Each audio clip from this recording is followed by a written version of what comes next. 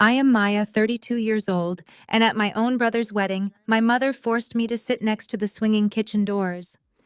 She told me my college dropout vibe would humiliate our family in front of his wealthy new in-laws. I was clutching my purse ready to walk out forever when a stranger in a custom suit slid into the empty chair beside me and whispered, "Just pretend you are here with me." Little did my family know the venue they were bragging about actually belonged to me. Before I continue this story, let me know where you are watching from in the comments below. Hit like and subscribe if you have ever been treated like the black sheep of your family. The music was deafening inside the grand ballroom. I had barely taken my assigned seat at table 4, reserved for the immediate family of the groom, when a hand gripped my shoulder tight enough to bruise. It was my mother, Vivian. In our community, she was known as the First Lady of our megachurch, a woman who commanded respect with a single look and a perfectly pressed designer suit. Tonight she wore a silver gown that probably cost more than my car, and her face was pulled into a tight, angry scowl. "Get up," she hissed, her voice barely audible over the jazz band playing in the corner. "You are not sitting here." I looked up at her, completely confused. The place card on the table clearly had my name printed on it in elegant gold calligraphy. I pointed to the card, trying to keep my voice steady. "This is my assigned seat, Mom. I am the sister of the groom." Vivian snatched the card off the table and crumpled it in her manicured fist. "Not anymore," she said coldly. "Bianca's great-aunt just arrived from Atlanta and she needs a seat close to the front. You are moving to table 14. Table 14. I glanced toward the back of the massive ballroom. Table 14 was shoved into a dark corner directly next to the swinging kitchen doors. I could literally smell the frying oil and the sour scent of discarded appetizers from where I was sitting. It was the overflow table, the place where they put the plus ones of distant cousins and the vendors who were on their break. "You cannot be serious," I whispered, feeling the eyes of the nearby guests turning toward us. "You are putting your own daughter at the vendor table." Vivian leaned in close, her breath smelling of expensive champagne and mints. "Do not you dare raise your voice at me, Maya. Half of our congregation is in this room tonight. People look up to us. Marcus is marrying Bianca today. Her family owns half the real estate in this city. They are refined, they are wealthy, and Bianca is exactly the kind of light-skinned, high-class woman your brother deserves. They represent the future of our family and the future of our church. I will not have you sitting at the head table ruining the optics." Ruining the optics. The words felt like a physical slap. I looked down at the dress I was wearing. I had spent 3 weeks sewing it myself. It was a beautiful emerald green silk gown, tailored perfectly to my measurements. I had put my heart into making sure I looked appropriate for my brother's big day. But to my mother, it was just another sign of my failure. "Look at you," Vivian continued, her eyes raking over my handmade dress with absolute disgust. "You look like you belong in a cheap catalog. I told you to buy something off the rack at a decent department store, but you always have to be so stubborn. You are 32 years old, Maya. You have no husband, no real career, and you still carry that pathetic college dropout vibe everywhere you go. I am not letting your embarrassing life choices cast a shadow over Marcus today. Now pick up your purse and move to table 14 before I have security escort you out of my son's wedding." The unfairness of it all burned in my throat. Marcus was the golden child. He could do no wrong in the eyes of my parents. He had wrecked 3 cars, failed out of 2 business programs, and spent thousands of dollars of our parents' money on reckless parties. Yet he was always forgiven, always praised, always placed on a pedestal. Meanwhile, I was the one who had actually worked hard. I left college at 19, not because I was lazy or crazy, as my mother loved to tell her church friends, but because of a family secret I had kept buried for years. I had sacrificed my own education to protect the very people who were now treating me like garbage. I swallowed the lump in my throat and stood up. I could see Bianca, the beautiful bride, standing a few feet away. She was holding a glass of champagne surrounded by her wealthy bridesmaids. She caught my eye, looked at my mother, forcing me out of my chair, and gave a small victorious smirk. She had orchestrated this. I knew it in my bones. Bianca had never liked me. She thought I was beneath her, and she had clearly whispered poison into my mother's ear to make sure I was completely isolated on a day when families were supposed to come together. I grabbed my purse from the table. The heat of humiliation radiated through my entire body. I walked the long, agonizing path from the front of the ballroom all the way to the back. Every step felt like walking through thick mud. I passed tables filled with church elders, distant relatives, and family friends. Some of them looked away in pity. Others whispered behind their hands. I could hear the faint murmurs. Is not that the pastor's daughter? Why is she walking away from the family? I heard she has mental issues. The gossip was exactly what my mother wanted.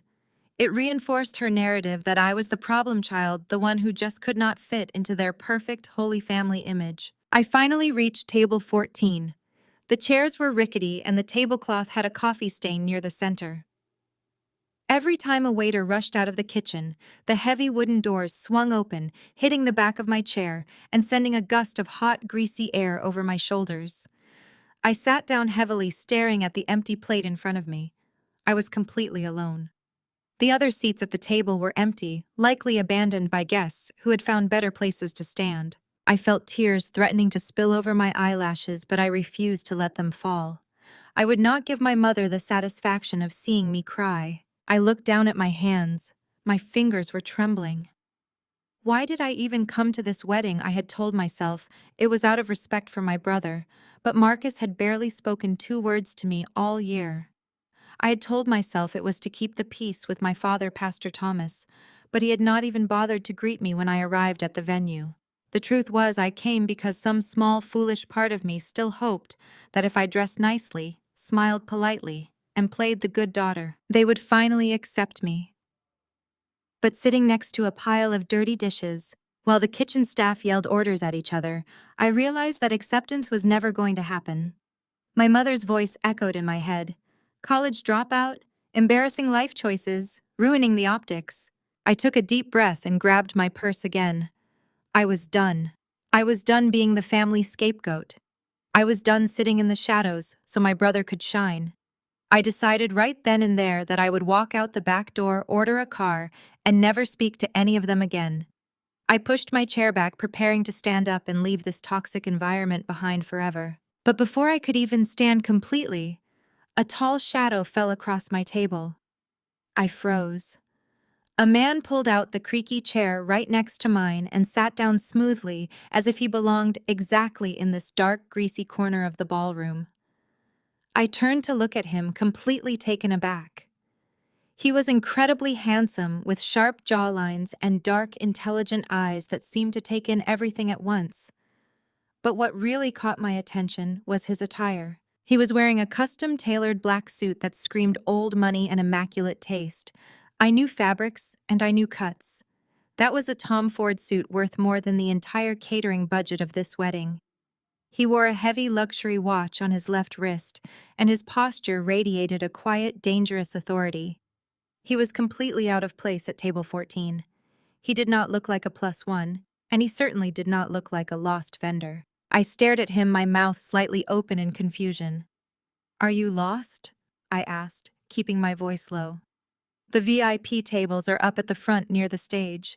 This is the table for people the family wants to hide." The man did not look toward the front of the room. He kept his dark eyes fixed entirely on me.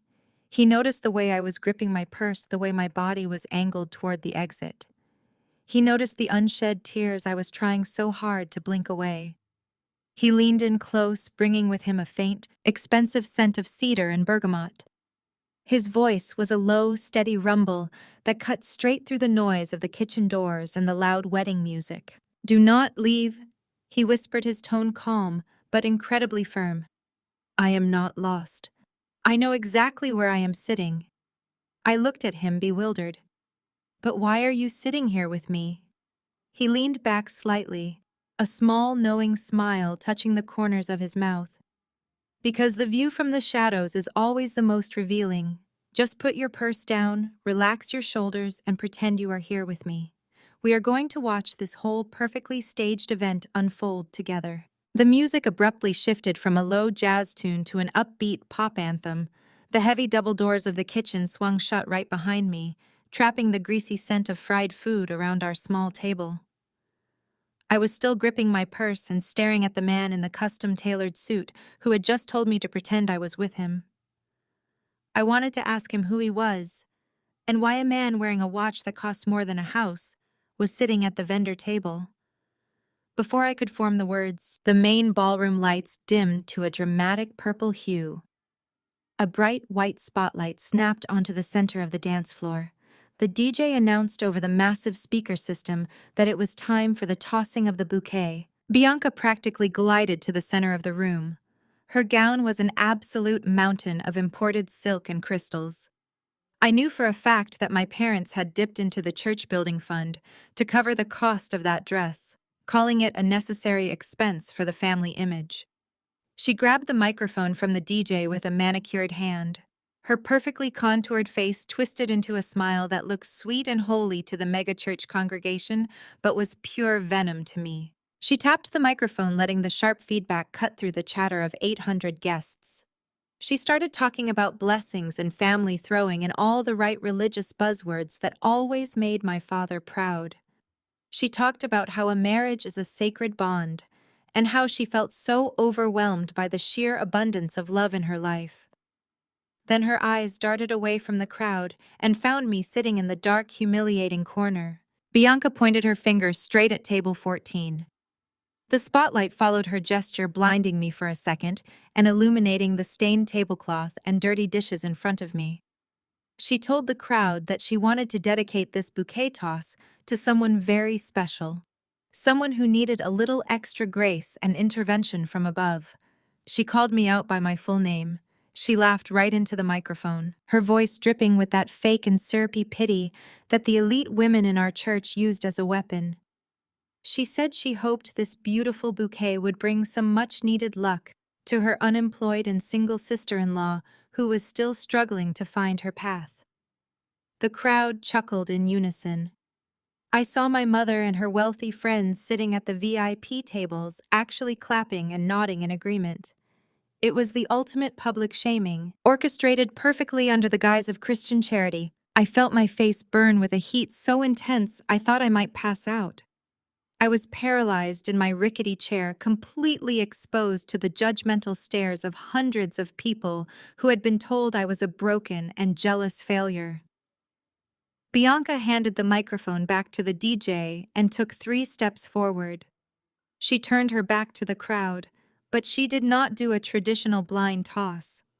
Instead, she peeked over her bare shoulder, locked her cold eyes right onto mine, and hurled that bouquet with the vicious force of a professional athlete. This was not a normal arrangement of soft peonies and delicate lilies.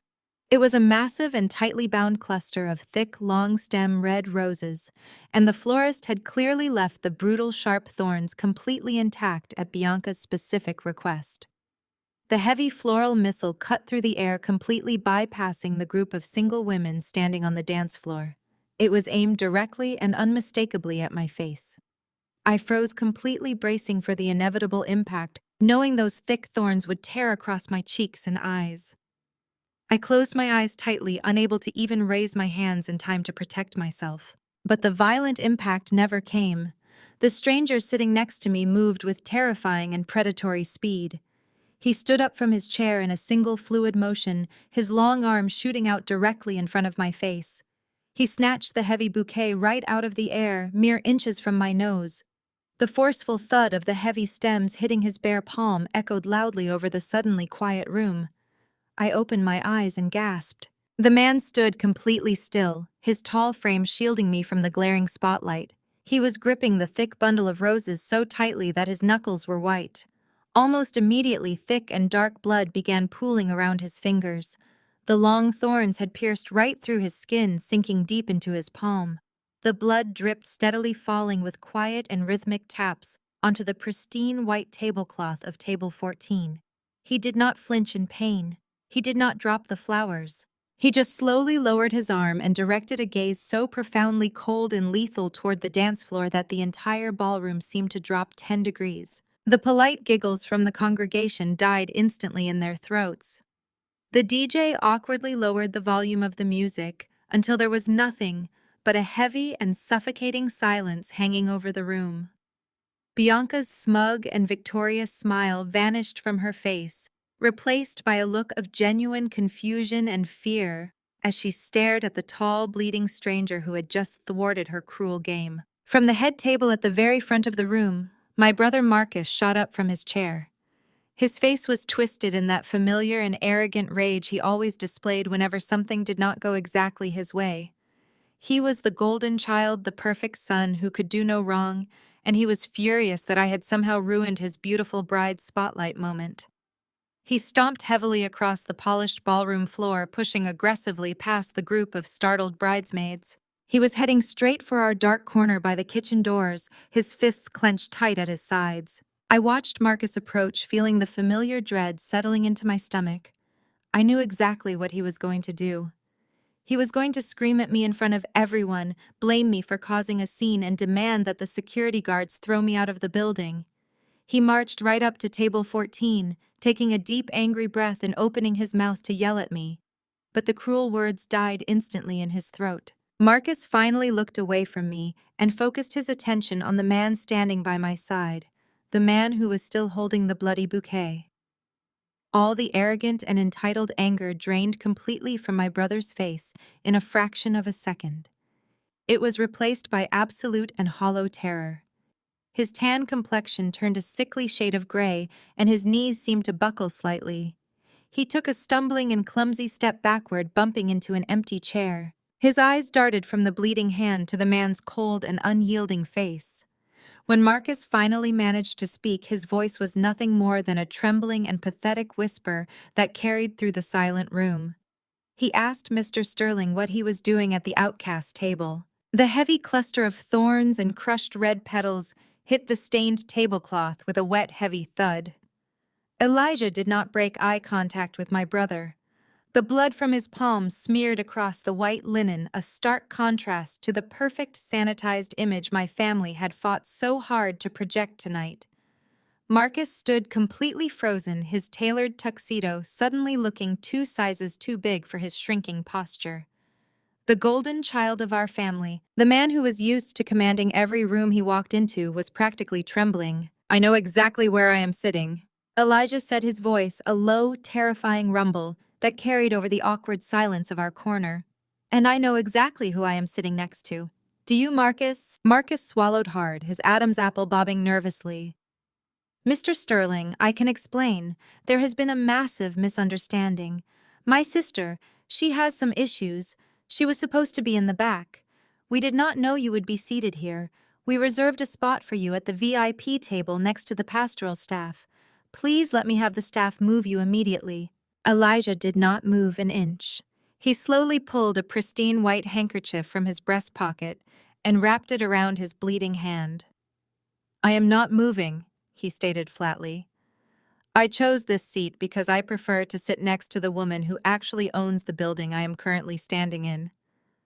I prefer to keep the company of the brilliant architect who designed this entire luxury resort from the ground up." Marcus blinked, his brain clearly short-circuiting. The arrogant smirk that usually lived on his face was completely gone, replaced by pure, unadulterated confusion.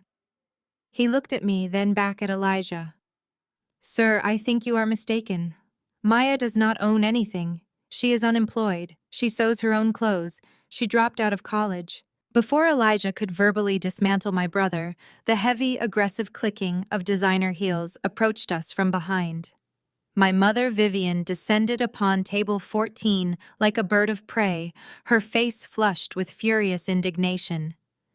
Right behind her was Bianca, clutching the front of her massive bridal gown, her eyes darting around the room to see who was watching her ruined bouquet toss. "What in heaven is going on back here?" Vivian hissed, grabbing Marcus by the arm and pulling him back as if I were contagious.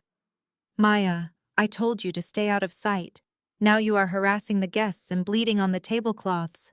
Have you completely lost your mind?" Bianca crossed her arms, glaring at me with absolute disgust. "I cannot believe you, Maya. This is my wedding day. You could not let me have just one perfect moment without making it all about you and your pathetic need for attention. Who even is this man? Vivian did not give me a chance to answer. She looked at Elijah, completely failing to recognize the billionaire investor her son had been desperately courting for the past 6 months. Instead of seeing a powerful CEO, my mother only saw a threat to her carefully curated optics. She pointed a manicured finger directly at my face. "I know exactly what you did," Vivian sneered, her voice dropping to a harsh, venomous whisper so the nearby tables would not hear. "You hired him. You actually went out and paid an actor to come here, wear a nice suit and pretend to be interested in you just to humiliate Marcus in front of the congregation. You are sick, Maya. You are deeply, deeply unwell. You need psychiatric help, not a fake boyfriend." Marcus tried to intervene, his hands waving frantically. "Mom, stop, you do not understand who he is. He is not an actor." "Shut up, Marcus!" Vivian snapped, not breaking her furious glare at me. "I am handling your sister.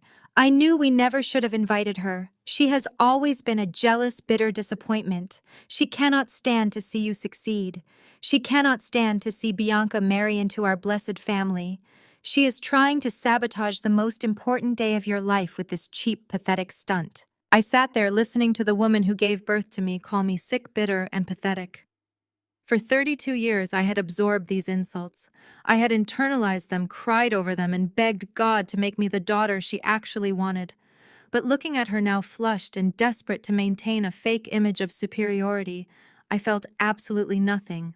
No tears, no heartbreak, just a cold, sharp clarity. I did not yell. I did not cry. I simply stood up from the creaky, rickety chair at table 14. I smoothed down the front of the emerald green dress I had sewn with my own 2 hands. I looked right past my mother, right past my stammering brother, and his furious bride. And I locked eyes with a man standing near the main entrance of the ballroom. It was David, the general manager of the resort. He had been watching our table with intense anxiety for the last 10 minutes. When I caught his eye, I gave him a single definitive nod. He immediately reached for the radio clipped to his belt. 10 seconds later, the smooth jazz music abruptly cut off. The sudden silence was jarring, sweeping over the 800 guests like a physical wave. A collective gasp echoed through the room as the romantic, dim, purple uplighting vanished. With a loud mechanical clack, the harsh, bright fluorescent house lights snapped on, illuminating every corner of the grand ballroom in unforgiving white light. The magical, expensive illusion of Bianca and Marcus's perfect wedding was instantly shattered. People squinted, shielding their eyes, murmuring in confusion, as the romantic atmosphere evaporated into the harsh reality of a conference hall. Vivian gasped, spinning around to look at the ceiling. "What is happening? Who turned on the cleaning lights?" "Marcus, go fix this right now. Tell the DJ to put the music back on." "The DJ is not going to play another note, Mother," I said, my voice perfectly calm and steady. It carried easily in the sudden silence of the room. I picked up my clutch from the stained table and snapped the golden clasp open. I reached inside and pulled out a thick folded piece of premium paper. "What are you doing?" Bianca shrieked, her perfect bridal composure completely failing her. "You are ruining my wedding! Turn the lights back on!" I stepped around the table and walked directly up to my brother. He was sweating now, actual beads of perspiration forming on his forehead. I held out the folded document, pressing it flat against his chest until his trembling hands came up to take it. "That is an itemized invoice," I told him, making sure my voice was loud enough for Bianca and Vivian to hear every single syllable. "It details the catering costs, the floral arrangements, the security team, the valet service, and the ballroom rental fee for this entire weekend. The grand total comes to exactly $150,000. Vivian let out a sharp, mocking laugh. "An invoice. Have you lost your mind? We are the first family of the church. We do not pay retail prices." Marcus negotiated a sponsorship deal with the resort owners. They comped the venue in exchange for the exposure our congregation brings. "No, Mother." I corrected her, keeping my eyes locked on Marcus. "Marcus told you he negotiated a deal because he did not want to admit he could not afford the deposit. He begged the general manager for an extension until after the wedding, promising he would pay the balance with the cash gifts he received tonight." But as the owner of this resort, I am officially denying that extension. Bianca grabbed Marcus's arm, her voice rising in panic. Marcus, what is she talking about? Tell her she is lying. Tell her we paid for this. Marcus could not speak. He just stared at the invoice in his hands, his face completely devoid of color. The paper was clearly stamped with the resort's official seal, and right at the bottom, printed in bold black ink, was my name listed as the sole proprietor and CEO of the hospitality group. I tapped the paper in his hands. You have exactly 10 minutes to wire that $150,000 into the resort's merchant account. Pay up Marcus or my security team clears this building starting with the bride. The harsh white lights of the ballroom buzzed overhead, stripping away every ounce of romance and illusion from the space. The sudden silence in the room was absolute for a brief second, before a low and frantic murmuring erupted from the 800 guests. People craned their necks, standing up from their chairs to get a better look at the drama unfolding near the kitchen doors. I watched Marcus holding the itemized invoice for $150,000. His hands were shaking so violently that the thick paper rattled. Bianca snatched the invoice right out of his hands. Her eyes scanned the staggering total at the bottom of the page, and then snapped to my name, printed clearly as the owner of the venue. The realization hit her like a physical blow. The elegant and composed bride facade she had maintained all day shattered into a million pieces. She let out a high-pitched shriek that echoed off the high ceilings. She turned on Marcus, hitting his chest with her open palms and demanding to know how he could let this happen. She screamed that her perfect day was being destroyed by his pathetic outcast of a sister. She stomped her feet, wrapped in custom designer shoes, sobbing about how her wealthy friends from Atlanta were watching her be humiliated. The sight of Bianca throwing a full-blown temper tantrum in the middle of the dance floor was the final straw for my mother. Vivian realized that the immaculate and holy image of the first family was disintegrating right in front of the entire congregation. She turned her furious gaze away from Marcus and marched directly toward me. She did not look like a respectable pastor's wife in that moment. She looked completely feral. Vivian crossed the distance between us in 3 long strides. Before I could take a step back, she lunged forward and grabbed my upper arm. Her grip was like a steel vise. Her long acrylic nails dug painfully through the fabric of my handmade emerald silk dress, biting sharply into my skin.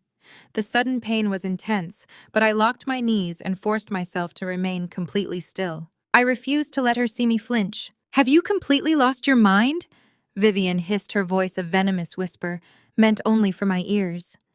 "You are going to take that piece of paper back right now. You are going to tell everyone this is a misunderstanding.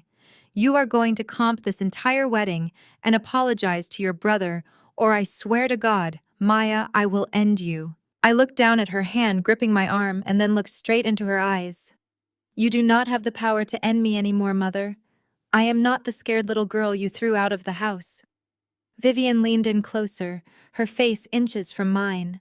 The heavy scent of her expensive floral perfume was suffocating. "Oh, but I do," she whispered, her lips curled into a cruel and calculated sneer. "Do you remember when you were 19, Maya? Do you remember the clinic?" The mention of my 19th year sent a momentary chill down my spine. That was the year my parents had committed their ultimate betrayal. When I had stumbled upon a secret, I was never supposed to know they needed a way to silence me and discredit me. They had used their wealth and their connections in the church to orchestrate a fake psychiatric hold. They had me committed to a facility against my will for 2 weeks. When I was finally released, they kicked me out of the house with nothing. They stood at the pulpit that following Sunday and told the entire weeping congregation that their daughter had suffered a severe mental breakdown. They painted themselves as tragic, supportive parents, dealing with a deeply disturbed and unstable child. It was the perfect cover story. It isolated me completely and ensured that no one in the community would ever believe a single word I said. "I still have every single one of those forged medical records," Vivian continued, her voice dripping with malicious satisfaction. "The intake forms, the psychological evaluations, the medication logs. I kept all of it locked away in the church safe just in case you ever decided to become a problem again." She tightened her grip on my arm, her nails pressing hard enough to draw blood. I did not break eye contact. If you do not tear up that invoice and clear Marcus's debt right now, I will release those records to everyone, Vivian threatened. I will put them in the weekly church newsletter. I will mail copies to the local newspapers. I will send them to every vendor and business partner connected to this luxury resort of yours. I will tell the world that the CEO of this venue is a clinically insane woman who suffers from paranoid delusions. How long do you think your hospitality business will survive when your high-end clients think they are dealing with a lunatic? How long before the health department and investors pull out? You will lose everything you have built. It was the ultimate psychological warfare.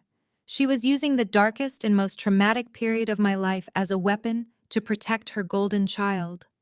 She expected me to crumble. She expected me to revert back to that helpless 19-year-old girl who cried and begged for her mother's love. She was waiting for the fear to wash over my face. She was waiting for my surrender. But I felt no fear. I felt absolutely nothing but a cold and unwavering calm. I felt the comforting presence of Elijah standing silently right behind me, a solid wall of support, who already knew the truth about my past and my character. I looked at the desperate, angry woman clutching my arm, and I realized how pathetic she truly was. Her entire power rested on lies and secrets. I smiled. It was a cold, slow, and terrifying smile that made Vivian's eyes widen in sudden confusion. I looked down at her hand. "Take your hand off my arm, Mother," I said, my voice low and perfectly level. Vivian blinked, clearly unsettled by my complete lack of panic, but she stubbornly maintained her grip. "You think I am bluffing, Maya? I will destroy you." "Do it!" I challenged her, stepping slightly closer so she had to tilt her head back to look at me. "Release the fake psychiatric records. Send them to the press. Send them to my investors. Tell the whole world I am crazy." Vivian's mouth opened slightly. She had fired her best weapon, and it had completely failed to penetrate my armor. "You are bluffing," she whispered, but her voice trembled. "I am not bluffing," I replied smoothly. "Go ahead and ruin my reputation. But you need to know exactly what will happen the second you do. You see, Mother, I have not just been building a resort for the last 13 years. I have been learning how to track money. I have been paying very close attention to the financial structure of the megachurch." Vivian's hand went limp and fell away from my arm. The angry flush in her cheeks vanished, leaving her skin a pasty, chalky white. "I know about the offshore bank accounts," I continued, keeping my voice just loud enough for her and Marcus to hear. "The accounts registered in the Cayman Islands. The ones you and Dad manage through a series of shell companies. The ones you use to siphon millions of dollars of tax-free donation money from the congregation." Marcus let out a strangled gasp from a few feet away, but I kept my eyes locked onto my mother. "You want to play a game of public exposure?" I asked her, my smile widening as absolute terror finally consumed her face. "Go ahead and fetch those fake medical records. And right after you do, I will take my phone out of my purse. I will connect it to the main audiovisual system of this venue, and I will project every single one of your offshore bank statements onto the giant LED screens flanking the dance floor. I will show your 800 loyal followers exactly where their tithes and offerings are really going." The silence between us was heavy and thick with impending destruction. I leaned in and delivered the final blow. "Pay the invoice, Mother, or the entire congregation finds out they are funding your designer wardrobe." The morning sun glared fiercely through my windshield as I pulled into the massive, sprawling parking lot of Grace Fellowship Cathedral. It had been less than 12 hours since I had walked out of my own luxury resort, leaving my mother speechless and my brother thoroughly humiliated. I had barely slept a wink, but I did not feel tired. Instead, I felt a strange vibrating energy coursing through my veins. The heavy chains of seeking my family's approval had finally snapped, and I felt lighter than I had in a decade. My phone had rung at exactly 7 in the morning. It was not a request or a polite invitation. It was a formal, chilling summons from Pastor Thomas, my father, demanding my immediate presence. I walked through the towering glass doors of the administrative wing, passing the pristine high-end coffee shop and the massive religious bookstore that funded my parents' opulent lifestyle. I bypassed the greeting staff and took the private executive elevator straight up to the top floor. My father's office was a masterclass in religious intimidation and corporate wealth. It was larger than most people's homes, completely paneled in rich, dark mahogany, and decorated with plush leather furniture that smelled faintly of expensive cigar smoke and imported wood polish. It was designed to make visitors feel small, inadequate, and desperately in need of spiritual guidance. When I pushed the heavy double doors open, I found them waiting for me like a tribunal preparing to pass a final sentence. Pastor Thomas sat behind his massive desk, his hands clasped together, his face arranged in a practiced mask of pious disappointment. Vivian stood rigidly by the floor-to-ceiling window, her arms crossed tightly over her chest. She refused to look me directly in the eye, clearly still rattled by the fact that I knew about her secret Cayman Island accounts.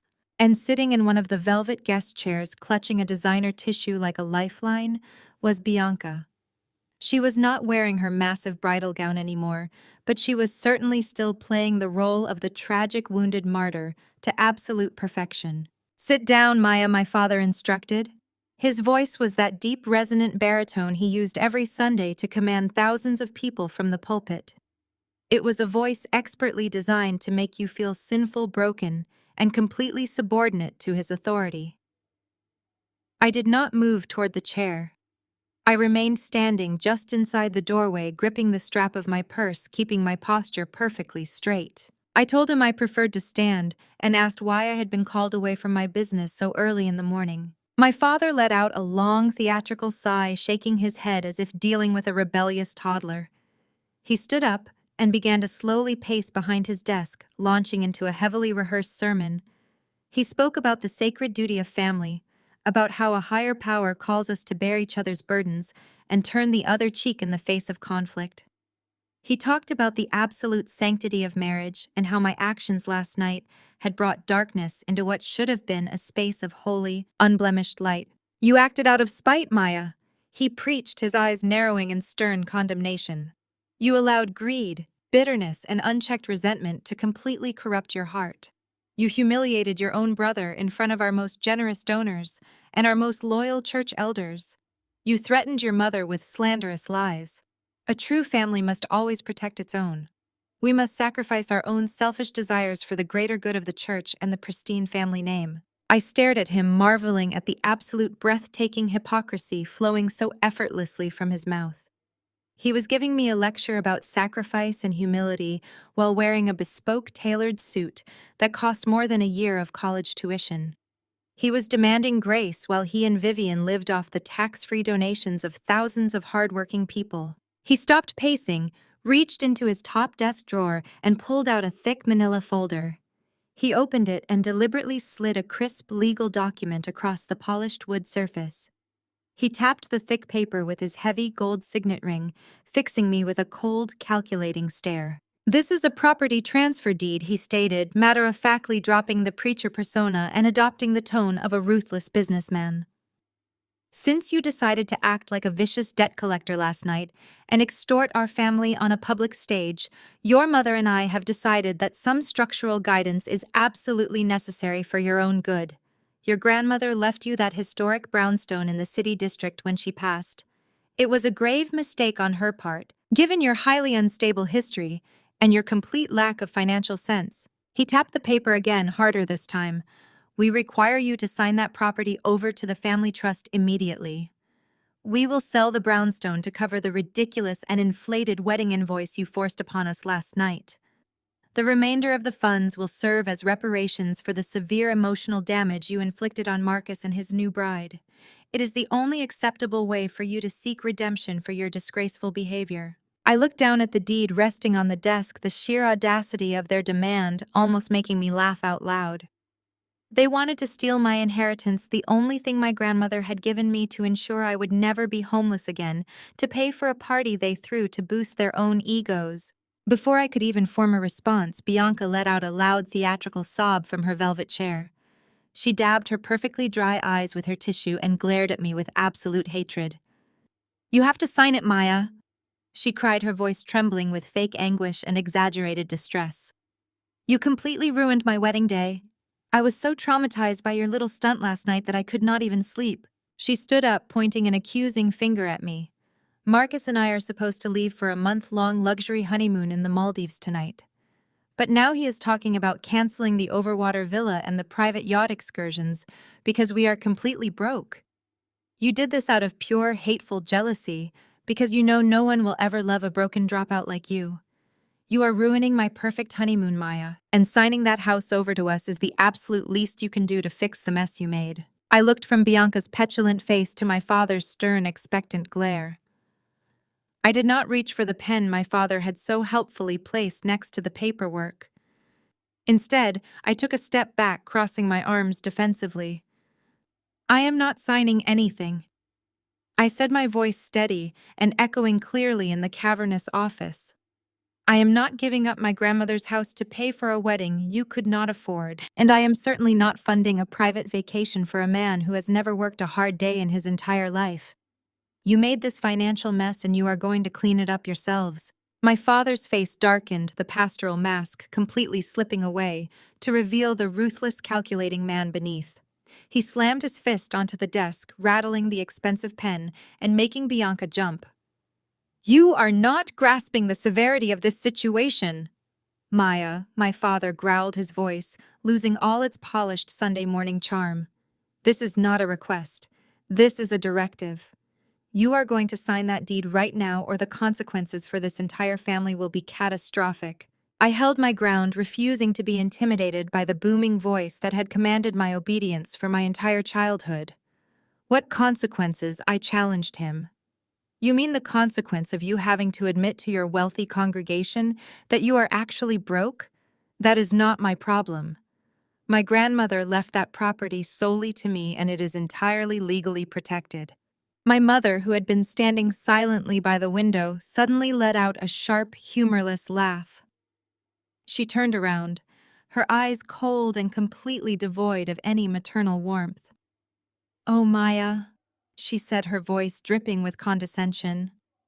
You always were so hopelessly naive about how the real world works. You think that house is protected just because your name is on the original deed. Vivian walked slowly toward the desk, her heels sinking into the plush carpet. She picked up the transfer document and tapped it against her palm. We did not bring you here to ask for a favor, she continued, her tone chillingly casual. We brought you here to offer you a way out of a disaster that is already happening. You see, 3 years ago, Marcus was trying to launch his second business venture. He needed capital, and he also needed to project a certain image of success to attract the right investors. He needed a luxury vehicle to drive to his meetings, a custom Porsche to be exact. I stared at her, my mind struggling to connect Marcus's failed business history with my grandmother's brownstone. And what does Marcus's ridiculous sports car have to do with my property? I asked, a creeping sense of dread slowly pooling in my stomach. Vivian smiled, a thin, cruel stretching of her lips. We needed liquid cash immediately, she explained, as if she were discussing a simple grocery list rather than a massive financial transaction. And since you were living off the grid, playing your little hospitality games, and ignoring our calls, we did what we had to do for the sake of the family. We took out a secret mortgage on the brownstone. The room seemed to tilt slightly. I looked at my father, who was staring back at me with absolute defiance, showing zero remorse. You took out a mortgage on a property you do not own, I stated, my voice dropping to a whisper as the reality of her words hit me. That is impossible. The bank would require my signature. They would require my physical presence and my identification. My mother waved her hand dismissively, completely unbothered by the gravity of her confession. Please, Maya, you underestimate your father's connections. We know the senior loan officer at the regional bank. He is a prominent elder in our church. It was incredibly simple to provide him with a few documents and a perfectly replicated signature. We signed your name, secured a massive line of credit against the equity of the brownstone, and bought Marcus his car, along with funding his other necessary lifestyle expenses. I was completely paralyzed by the sheer breathtaking criminality of what she was casually admitting to in front of me. My own parents had committed identity theft and massive bank fraud, risking the only piece of security I had in the world, just to buy their golden child a luxury car. But that is not even the worst part, my father interjected, leaning forward over his desk, his eyes locking onto mine with predatory intensity. Marcus's business failed, as you well know. We have not been able to make the mortgage payments on your brownstone for the last 8 months. The loan is in severe default. The bank is initiating foreclosure proceedings at the end of this month. He picked up the deed and held it out toward me again. This transfer document sells the property to a private developer who is a close personal friend of ours. He is willing to buy the brownstone at a slightly reduced rate, which will allow us to quietly pay off the fraudulent mortgage before the bank seizes the property, and the leftover cash will perfectly cover the $150,000 we owe to your resort. If you do not sign this right now, Vivian threatened, stepping right into my personal space, the bank will foreclose. They will seize the property. It will become a massive public scandal. The media will find out that the pastor's family is bankrupt and facing foreclosure. It will absolutely ruin the church's reputation and destroy the family name forever. And do not think for 1 second you will escape the fallout, my father added, his voice low and menacing. The mortgage is in your name, Maya. If the bank investigates, we will simply tell them that you took out the loan yourself, squandered the money, and are now trying to blame your pious, hardworking parents to cover your tracks. Who do you think the authorities will believe, a highly respected megachurch pastor or a college dropout with a documented history of severe mental instability? They had it all perfectly planned out. They had trapped me in a corner using my own stolen identity and my fabricated psychiatric history to force me into selling my inheritance. They expected me to panic. They expected me to break down in tears, grab the pen, and sign away my grandmother's legacy just to avoid a massive legal battle and a public scandal that would brand me as a criminal and a lunatic. Bianca was practically glowing in her chair, a victorious smirk creeping back onto her face as she watched my parents completely dismantle my life. I looked at the fraudulent deed. I looked at my mother's triumphant, cruel face. I looked at my father's arrogant, untouchable posture. And then I threw my head back and I laughed. It was not a hysterical laugh or a nervous chuckle. It was a deep, genuine, and booming laugh that echoed loudly off the mahogany walls. The sound was so unexpected, so completely contrary to the reaction they had orchestrated, that my father physically recoiled, dropping the deed back onto the desk. Vivian stumbled back a step, her eyes widening in shock and confusion.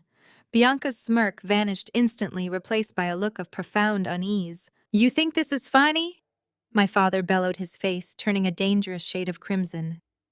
"You are facing financial ruin and potential jail time, and you are laughing." I stopped laughing, but a massive cold smile remained fixed on my face. I reached into my oversized designer tote bag. I bypassed the standard items, and my fingers wrapped around the thick, heavy spine of a black leather legal binder I had brought with me specifically for this meeting. I pulled the heavy binder out and slammed it down onto the center of my father's pristine desk with a resounding, violent crash. The thick stack of papers inside fluttered slightly from the impact. "You cannot sell the brownstone to your friendly neighborhood developer," I told them, my voice dripping with absolute authority and deep satisfaction. "You cannot sell it to anyone, and you certainly cannot use it to pay off Marcus's pathetic wedding debts." I flipped the heavy cover of the binder open, revealing dozens of pages of highly confidential banking records, transfer deeds, and notarized financial agreements. I spun the binder around so it faced my father perfectly. "Because I discovered your little secret mortgage over 6 months ago," I explained, watching the blood drain completely from my father's face as he read the top document. "When my accounting team was reviewing my personal assets to secure a new commercial expansion loan for my hospitality group, they found the massive lien you fraudulently placed on my property." Vivian grabbed the edge of the desk, her knuckles turning white. "What did you do?" she breathed, her voice barely a whisper. "I did what any smart, wealthy businesswoman would do," I replied, my eyes locked on hers. "I did not go to the police. I went directly to the bank." Your little elder friend at the regional branch was terrified when my lawyers presented him with absolute proof of the forged signatures and the wire transfers going directly into Marcus's personal accounts. To avoid a massive federal fraud investigation that would have landed him in prison, the bank agreed to a quiet private settlement. I tapped my manicured fingernail directly on the final notarized signature line of the top document. I bought out that bad debt, I stated, the words falling like heavy stones in the silent room. I paid off the defaulted loan in full in cash directly through my corporate holding company. I own the paper now. The bank no longer holds the mortgage on the brownstone. I do. My father collapsed back into his heavy leather executive chair, as if his legs had suddenly stopped working. He stared at the legal binder with wide, unblinking eyes, his breathing shallow and rapid.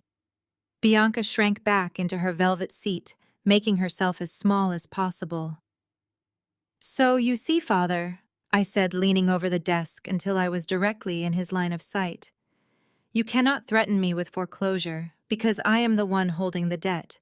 I am your landlord now." The words hung in the air, heavy and suffocating. I watched the blood drain completely from my father's face as the reality of his profound miscalculations settled over him. He sank deeper into his massive leather chair, looking like a deflated balloon rather than a commanding spiritual leader. Bianca was completely silent, her mouth opening and closing like a fish out of water, as she desperately tried to comprehend that her luxurious future was evaporating right before her eyes. But Vivian did not freeze. Vivian ignited. The polished, composed mask of the beloved pastor's wife melted away completely, revealing the feral, vicious woman she truly was, underneath all that expensive makeup and floral perfume. She let out a guttural sound that was half scream and half animalistic growl. "You ungrateful little wretch!" she hissed, her face contorting with absolute fury. "You think you can come into this church and hold us hostage? You think you can destroy this family after everything we have done for you?" She closed the distance between us in a single violent stride. I saw her right shoulder dip as she pulled her arm back, drawing on every ounce of her rage. She aimed her hand directly for my face, her long acrylic nails poised to tear across my cheek. I did not flinch, and I did not step back. I simply braced myself for the impact, maintaining direct eye contact, to show her that she had absolutely no power to break me anymore. The blow never landed. The heavy mahogany double doors of the office swung open with such force that they banged loudly against the paneled walls. A tall figure stepped through the threshold, moving with a calm but terrifying speed. Before Vivian could even register the intrusion, a large, strong hand clamped down around her wrist, like a steel vise, stopping her hand mere inches from my face. The entire room froze in shocked silence. I did not need to turn around to know who it was. The faint scent of cedar and clean linen washed over me, bringing an instant wave of calm to my racing heart. Elijah stood directly beside me, his grip on my mother's wrist completely unyielding. He was dressed in a flawlessly tailored charcoal suit that radiated quiet authority and immense wealth. His expression was not angry, but rather completely clinical and entirely devoid of mercy. "I highly suggest you lower your hand, ma'am," Elijah said, his voice smooth, deep, and dangerously calm. "We are conducting a professional business discussion, and physical assault is a remarkably poor negotiating tactic." Vivian gasped in outrage, trying to yank her arm away from his grasp. "Who do you think you are?" she spat, her voice trembling with indignation. "How dare you barge into my husband's private office? Take your hands off me this instant!" Elijah released her wrist smoothly, taking a deliberate step forward to place himself slightly between me and her. He adjusted his cuffs with slow, deliberate movements, completely unfazed by her outburst. He looked around the room, taking in my stunned father and the sobbing bride in the corner. From the shadows of the far corner of the office, where he had been nursing what looked to be a severe hangover, a figure suddenly stood up. Marcus had been so quiet since I arrived that I had almost forgotten he was there. He stumbled forward, his expensive shoes scuffing against the plush carpet. He stared at Elijah with wide, bloodshot eyes, his jaw hanging slack. "Mr. Sterling!" Marcus choked out, his voice hoarse and trembling. He practically tripped over the edge of the coffee table as he rushed forward, suddenly looking like a desperate, panicked animal. "Mr. Sterling, what? What are you doing here? I have been leaving messages with your executive assistant for 3 weeks." My father sat straight up in his chair, his eyes darting between Marcus and Elijah. "Sterling," he echoed, his voice regaining a fraction of its former boom. "As in Sterling Holdings." Elijah turned his cool gaze toward my brother. "Yes, Marcus," he replied evenly. "Elijah Sterling, Chief Executive Officer of Sterling Holdings. It is a pleasure to finally meet you in person, although the circumstances are certainly less than ideal." Marcus looked like he was about to pass out from sheer relief. His entire posture shifted from defeated despair to manic, eager desperation. He ran his trembling hands through his hair, a wild, desperate smile breaking out on his pale face. "Oh, thank God," he breathed out, stepping closer to Elijah and completely ignoring my presence. "Thank God you are here. Mr. Sterling, you have no idea how crucial this is. I submitted the revised business plan for the new tech venture, just like your analysts asked. I know the initial numbers looked a bit risky, but I promise you, the projections for the fourth quarter are solid. If Sterling Holdings can just approve that $5 million bailout investment by Friday, I can save the entire portfolio. I can save everything." Marcus was practically begging, sweating through his designer shirt as he pleaded for his financial life. He looked completely pathetic, a grown man pleading for salvation because he had never learned how to actually build anything of value. Elijah did not smile. He simply stared at Marcus with an expression of profound pity mixed with absolute disdain. "I am well aware of the proposal," Elijah stated coldly. Marcus let out a nervous, shaky laugh. "Fantastic," he sputtered. "Then you know how lucrative this can be. We can finalize the paperwork right now. My father is here, he can vouch for my character. The church can even offer collateral. We just need that $5 million deposited by the end of the week." Elijah shook his head slowly. "I am afraid there has been a significant misunderstanding, Marcus. I am not here to approve your funding. I am here to escort Maya to her next meeting." Marcus froze. His desperate smile slowly slid off his face as his bloodshot eyes darted from Elijah to me and then back to Elijah. He blinked several times as if trying to clear his vision, processing the fact that the billionaire CEO he had been chasing for months was standing shoulder to shoulder with his estranged outcast sister. The realization hit him slowly, and then all at once. His confusion twisted into something ugly and dark. His face flushed a deep angry red, and the veins in his neck bulged against his collar. He pointed a shaking finger directly at my face. "You dirty trickster," Marcus screamed, his voice cracking with absolute hysteria. "You planned this. You actually planned this. You knew I was desperate for that capital, so you found out who I was pitching to and you went after him." He turned his frantic, enraged gaze back to Elijah. "Mr. Sterling, you cannot trust a word this woman says. She is a manipulative psychopath. She was literally committed to a mental institution. She hates me and she hates this family. She just wants to see me fail." Marcus took a threatening step toward me, his hands balled into tight fists. "I knew you were desperate, Maya," he sneered, his voice dripping with toxic venom and profound disrespect. "But I did not realize you were this pathetic. What did you do? Did you sleep with him? Did you spread your legs for the CEO just to get him to kill my deal? You are nothing but a cheap, spiteful piece of trash trying to ruin my life because you are jealous." The silence that followed his vile accusation was absolute. Bianca gasped from her chair, covering her mouth. My father did not say a word to defend me. He simply watched, waiting to see how the billionaire would react. Vivian looked smugly satisfied that her son was finally putting me in my place. Elijah did not raise his voice. He did not yell or lose his composure, but the sheer freezing intensity of his presence seemed to drop the temperature in the room by 10 degrees. He stepped forward, closing the distance between himself and Marcus until they were mere inches apart.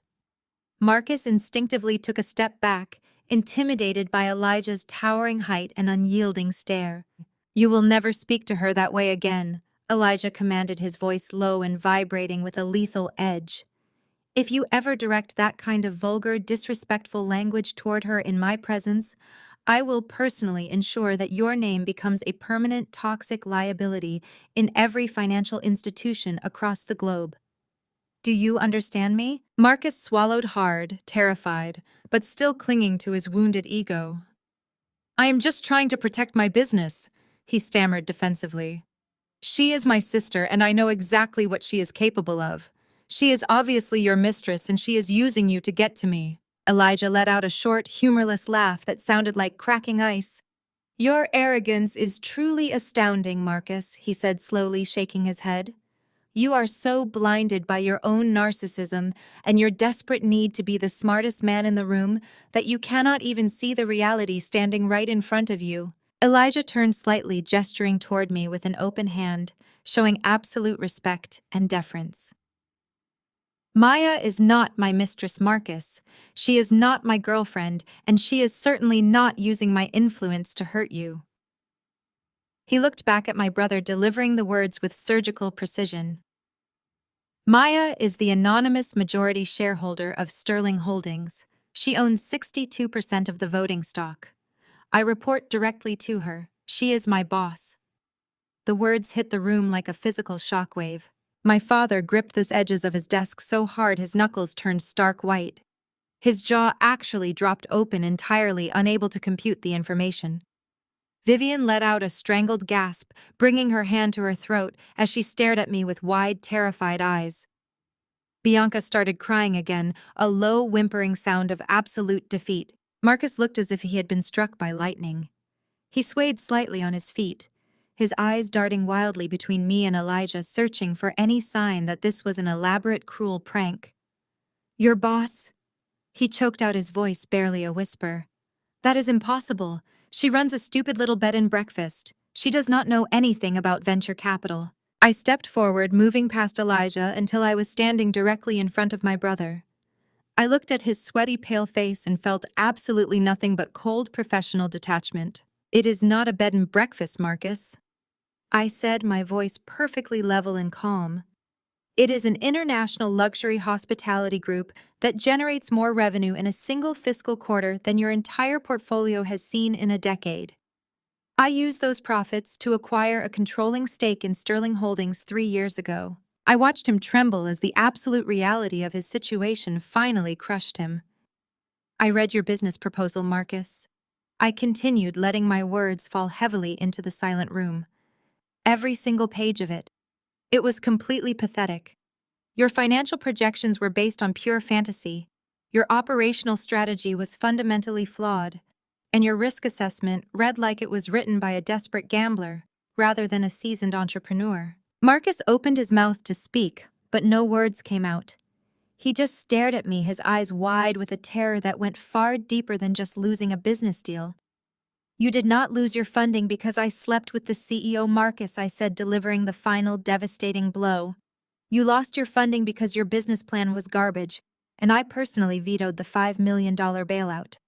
I stamped the rejection on your file myself. Marcus let out a strange, horrible sound, like all the air had been violently forced from his lungs. His knees buckled completely.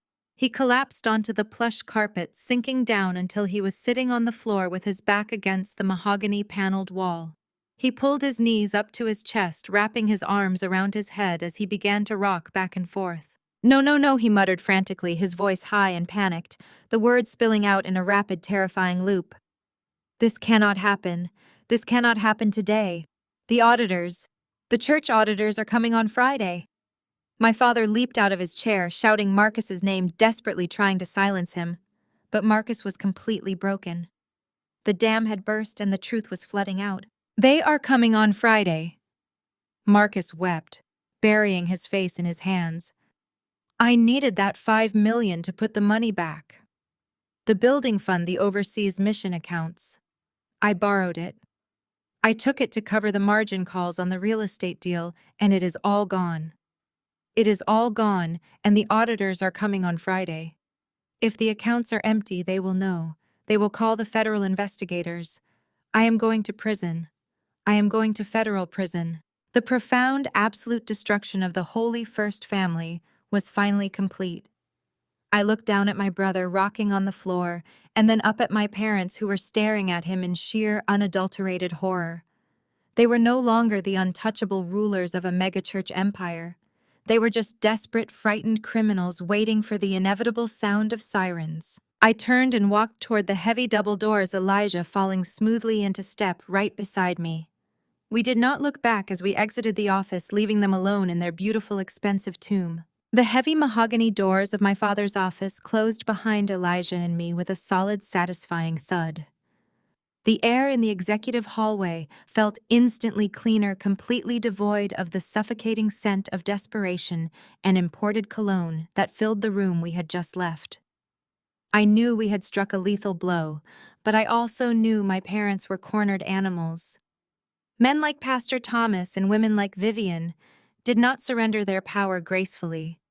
They fought dirty, and they fought in the shadows. The weekend passed with an eerie, tense silence, but I was not foolish enough to believe they had simply given up. I returned to my resort, calmly overseeing my staff and managing my operations, waiting for the inevitable retaliation. It arrived on Sunday morning. Grace Fellowship Cathedral broadcasted its main Sunday service to hundreds of thousands of devoted viewers across the globe. I sat alone in my private office at the resort, poured myself a cup of black coffee, and pulled up the live stream on my computer monitor. The sanctuary was packed to the rafters. The grand choir sang hymns of triumph, and the stage lighting was perfectly engineered to cast a holy, radiant glow over the pulpit. When my father stepped up to speak, he looked masterfully exhausted. He wore a simple, unadorned suit, a deliberate choice meant to project humility and sorrow. He gripped the edges of the wooden podium, bowing his head as a heavy, dramatic silence fell over the massive congregation. Down in the front row, exactly perfectly positioned for the camera angles, Vivian was openly weeping into a lace handkerchief. My father looked up into the camera, his eyes shining with manufactured tears, and launched into a highly rehearsed, deeply venomous sermon. He did not use my name, but he did not have to. He painted a vivid, horrifying picture of a family under spiritual attack. He spoke in a trembling, resonant voice about a demon-possessed daughter, a woman whose heart had been entirely consumed by the sins of greed, jealousy, and wicked ambition. He claimed that this dark force had infiltrated their holy sanctuary, attempting to extort the church and destroy the righteous work they were doing for the community. He asked his loyal flock to pray for this lost, vindictive soul and to stand united against the evil that was trying to tear their beloved spiritual leaders apart. It was a brilliant, terrifying dog whistle, and the congregation reacted exactly as programmed. The fallout was instantaneous. Before the closing hymn even finished playing on the live stream, my personal cell phone began to vibrate violently across my desk. Then the emails started pouring into my inbox. The notifications multiplied so fast, they blurred together. The church elders, my extended relatives, community members, and lifelong family friends were unleashing a torrential flood of hatred. I received hundreds of messages within the first hour. They were venomous and completely unhinged. People I had known since childhood called me a traitor, a servant of darkness, and a greedy manipulator trying to bankrupt a holy institution. My own aunt left a sobbing, hysterical voicemail telling me that I was destined to burn in hell for turning my back on my parents. It was pure psychological warfare designed to overwhelm me, break me down, and force me to beg for their forgiveness. But my parents were not the only ones seeking vengeance. Bianca decided to launch her own petty, vicious counterattack. She could not touch me financially, so she went after my life's work. My resort manager knocked frantically on my office door, his face pale as he handed me a company tablet. Bianca had weaponized her massive network of wealthy idol socialite friends from Atlanta. They were executing a highly coordinated digital assassination. My luxury resort's online profiles, travel pages, and review sites were suddenly being flooded with blistering one-star reviews. They fabricated horrifying detailed stories about contracting severe food poisoning from the dining room, finding pests in the honeymoon suites, having expensive jewelry stolen by the cleaning staff, and dealing with an abusive, tyrannical owner. The reviews were multiplying by the minute, threatening to permanently destroy the pristine reputation I had spent 13 years building from the ground up. Elijah called me on my private secure line 10 minutes later. His voice was laced with quiet fury as he watched the review bombing happen in real time. He immediately offered to deploy the full weight of Sterling Holdings' Public Relations Division to crush the smear campaign, track the IP addresses, and issue massive defamation lawsuits against Bianca and her friends. I smiled, deeply touched by his fierce loyalty, but I declined his offer. I told him to let them exhaust their energy. I refused to let their frantic, pathetic flailing distract me from the real deadline. I stayed perfectly calm, sipping my coffee, as the hate mail continued to flood my screen. They were putting on a grand, noisy show to distract everyone from the truth. I knew my father and Marcus were not spending their entire Sunday merely coordinating internet trolls and crying for the cameras. They were desperately scrambling to cover up a massive felony. Marcus was short $5 million, and the church auditors were arriving on Friday. You do not simply conjure $5 million out of thin air in a matter of days. You have to steal it from somewhere else. I closed my social media tabs and muted my phone. I opened a secure browser and accessed the public financial registries, the charitable tax filings, and the corporate records for Grace Fellowship's massive network of subsidiary organizations.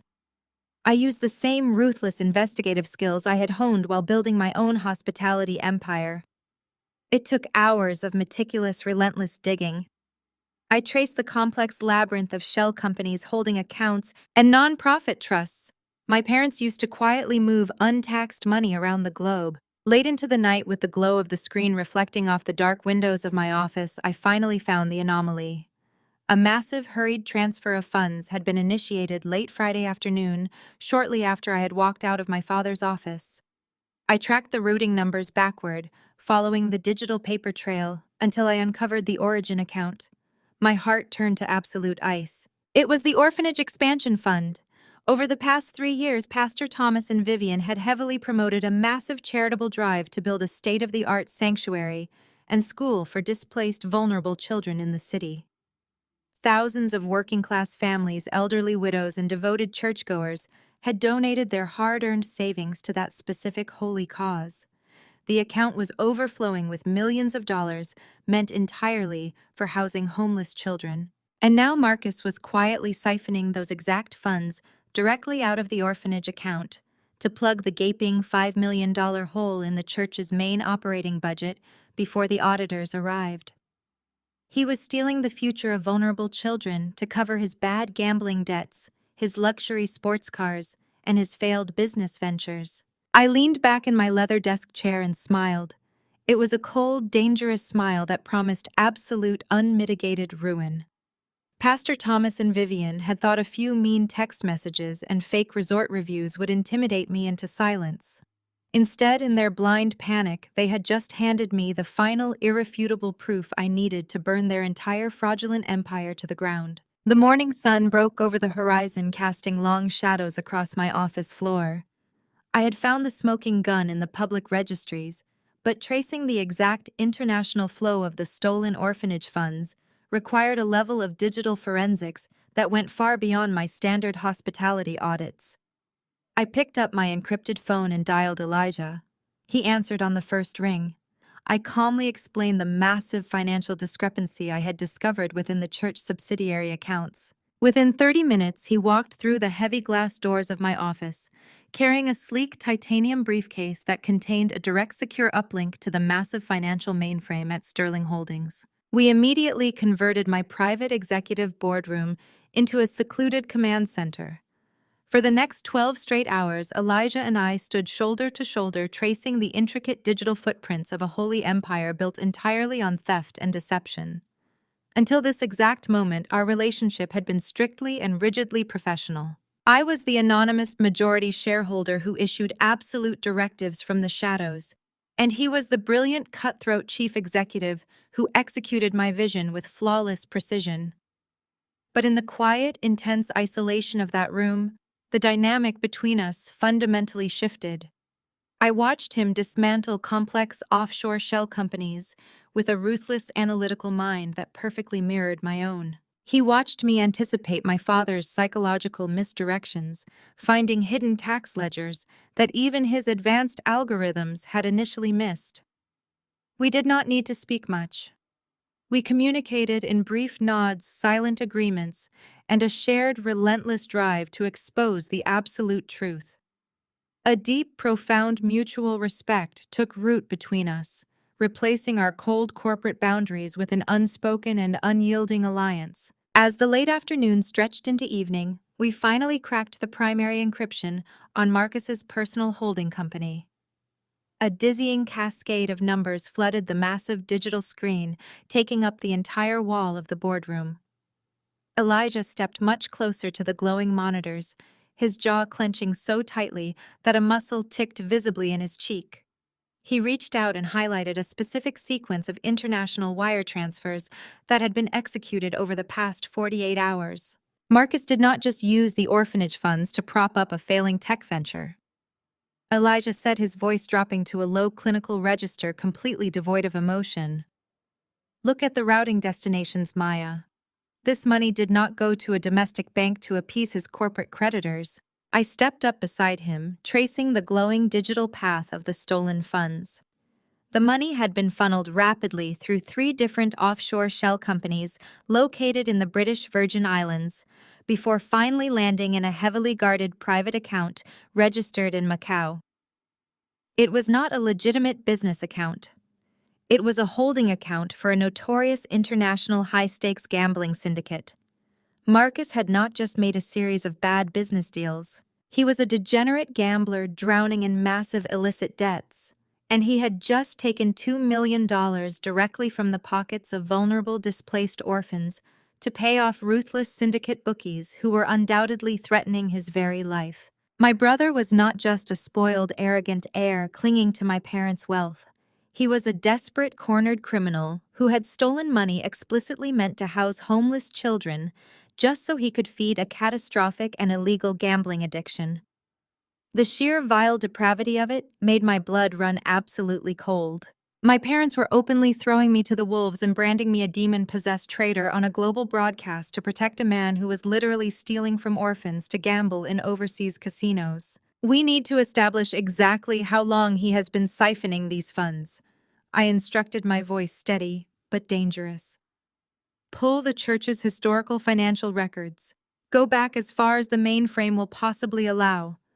I want every single transaction Marcus has ever made cross-referenced with my parents' personal accounts. Elijah nodded, his fingers flying across his keyboard with blinding speed. He launched a deep, sweeping audit of the entire Grace Fellowship network, instructing the system to flag any financial anomalies or sudden massive withdrawals over the past 15 years.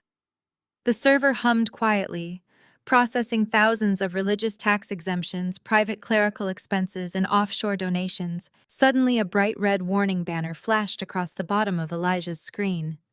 The algorithm had flagged a highly restricted, deeply buried archival file from exactly 13 years ago. Elijah frowned, leaning in closer to examine the encrypted document. "That is exceptionally strange," he murmured, pulling up the raw data. This transfer was heavily guarded, using a military-grade encryption protocol that your father's church accountants had absolutely no business possessing. The money was routed directly from the main tithing account, but it was categorized vaguely as a confidential pastoral crisis expenditure. I felt a strange creeping sensation at the back of my neck. "Open the file," I commanded. Elijah bypassed the outdated security firewall with ease. The original bank wire transfer receipt filled the massive screen. I stared at the date stamped in bold black ink at the top of the document. It was a date permanently burned into the darkest corners of my memory. It was the exact week of my 19th birthday. It was the very same week my parents had forced me into the psychiatric clinic and completely destroyed my life. But the destination routing number showed that the money had not gone to the medical facility. Elijah clicked on the attached recipient file, bringing the original signed contract into full view. He went completely still. He slowly turned his head to look at me, his eyes filled with a shocking mixture of absolute horror and profound sorrow. "Maya," he whispered, his voice breaking slightly under the weight of the revelation. You told me you dropped out of the university because the intense academic pressure compounded your supposed mental breakdown. You said your parents had to withdraw you because you were far too unstable to attend classes. I nodded slowly, my chest suddenly feeling impossibly tight and suffocated. That is what they told the church congregation. That is the story they used to explain why I came home in the middle of the semester right before they committed me to the ward. Elijah stepped back from the screen, gesturing to the glowing document. He looked at me with an intensity that made my heart physically ache. You did not drop out, Maya, he said, his voice thick with a quiet, devastating rage. Your parents did not withdraw you for medical reasons. This is a wire transfer for $250,000 paid directly to the private offshore account of your university's dean of admissions. I stared at the staggering number on the screen, entirely unable to breathe. Elijah reached out and gently placed his hand on my shoulder, steadying me as the absolute truth finally came to light. They bribed the university to orchestrate a complete academic expulsion, he revealed, reading the terms of the attached contract. They paid the dean $250,000 to permanently erase your flawless academic records, fabricate a violent disciplinary violation, and forcibly expel you from the campus. Your parents paid $250,000 in stolen church donations to utterly destroy your future just to make sure no one would ever believe a single word you said. I stared at the glowing monitor as the absolute horror of Elijah's words washed over me. The numbers on the screen blurred together as a profound, deafening silence roared in my ears. $250,000, 13 years ago. The puzzle pieces of my shattered past were violently slamming into place, cutting through the thick, suffocating fog that had clouded my memories of my 19th year. I had not lost my mind. I had not suffered a spontaneous, violent psychotic break under the pressure of my university final exams. I had been completely meticulously and maliciously framed by the two people who were supposed to protect me from the world. All the memories I had suppressed came rushing back with terrifying clarity. I remembered the sudden, bizarre disciplinary hearings that made absolutely no sense. I remembered the campus security guards dragging me out of my dormitory while I screamed that I had not attacked anyone. And most vividly, I remembered my parents arriving not to comfort me, but to immediately agree with the false accusations. They had looked at me with fake pity and told the university staff that I had a documented history of severe mental instability. They had dragged me to that pristine, terrifying psychiatric clinic and authorized the doctors to pump me full of heavy sedatives until I could barely remember my own name. They had gaslit me into believing I was broken entirely to discredit me and hide their financial crimes. I reached out with a trembling hand and pressed the print button on the keyboard. The heavy laser printer in the corner of my office hummed to life, churning out the thick stack of financial documents that proved my parents were absolute monsters. Elijah watched me closely, his dark eyes filled with a fierce, protective intensity. He asked me if I wanted to call the federal authorities right now, but I shook my head. The police would have their turn very soon. Right now, I needed to look my mother directly in the eye. I needed to watch her pristine, holy mask shatter into a million irreparable pieces. The drive to my parents' massive suburban mansion took less than 30 minutes, but it felt like an agonizing eternity. Elijah drove his sleek black car with focused precision, insisting on accompanying me. I did not argue. His silent, steady presence was the only thing keeping me grounded as my entire reality shifted. When we pulled through the towering wrought iron gates of the estate, the sheer opulence of the property made me sick to my stomach. This sprawling mansion with its manicured lawns and towering marble fountains was built entirely on a foundation of lies, theft, and my destroyed youth. I did not bother to knock. I used the old security code on the side door and walked straight into the cavernous marble kitchen. My father and Vivian were sitting at the massive granite island, surrounded by church ledgers and sipping expensive imported coffee. They looked exhausted and deeply panicked, clearly still trying to figure out how to hide Marcus's massive embezzlement before the church auditors arrived. When they saw me walk into their kitchen with Elijah standing like a lethal shadow right behind me, the color completely drained from their faces. My father stood up so quickly, his heavy wooden stool scraped loudly against the marble floor. "Maya, what is the meaning of this?" he barked, attempting to summon his usual booming pastoral authority, but his voice cracked with genuine fear. "You have absolutely no right to barge into our private home after the disgraceful stunt you pulled at the church." I did not say a single word. I simply walked up to the kitchen island and slammed the thick stack of freshly printed financial transfers directly onto the polished granite. The loud smack echoed sharply in the large room, making Vivian physically jump. I stared at my mother, watching her eyes dart down to the documents. I saw the exact moment she recognized the offshore routing numbers and the encrypted signatures. Her perfectly manicured hands began to tremble violently. "You did not withdraw me from the university because I was sick," I stated, my voice dropping to a terrifying, icy calm. "You paid the dean of admissions $250,000 in stolen church donations to fabricate an expulsion. You locked me in a psychiatric ward and drugged me until I was a zombie because you needed everyone to think I was a delusional lunatic." My father looked in the papers and stumbled backward, leaning heavily against the stainless steel refrigerator. He knew the paper trail was irrefutable, but Vivian tried to maintain the lie. She stood up, her face twisting into a mask of righteous indignation. "You are having an episode, Maya," she claimed, her voice shrill and desperate. "You are hallucinating again. We sent you to that hospital because you were a danger to yourself." I took a step closer to her, refusing to let her gaslight me ever again. "You sent me to that hospital because my college tuition was due that exact same week," I countered, watching her eyes widen in sheer panic. "I had a massive trust fund set up by my grandmother, specifically designated for my university education. But when I went to pay my tuition, the account was completely empty. I was going to report the missing funds to the bank. I was going to demand a full federal investigation. And you knew that the moment I asked questions, your precious golden child was going straight to prison." The silence in the kitchen was absolute and suffocating. Vivian stared at me, her chest heaving as the walls completely closed in around her. "I know exactly what you did, Vivian," I continued, my voice rising with years of suppressed righteous rage. "Marcus did not just get a slap on the wrist for that severe drunk driving accident 13 years ago, did he? He nearly killed an innocent family on the highway, and the presiding judge was going to throw him in a state penitentiary for a decade. He was going to ruin the flawless, pristine reputation of the pastor's perfect son.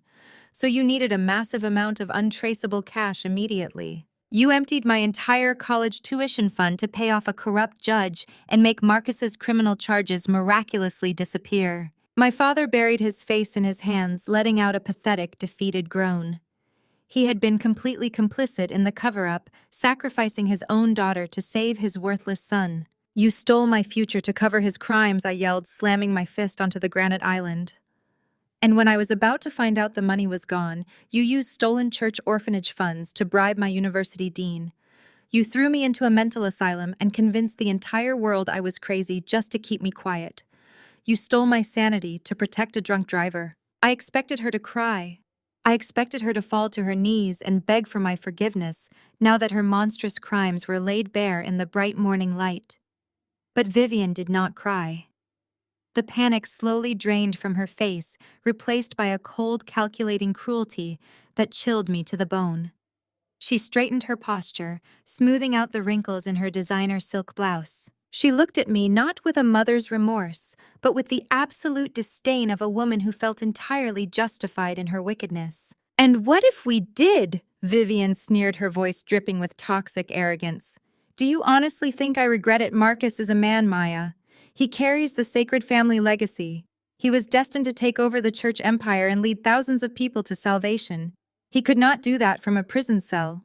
A little drunk driving mistake could not be allowed to destroy his holy destiny." She stepped closer to me, her eyes flashing with pure, unadulterated venom.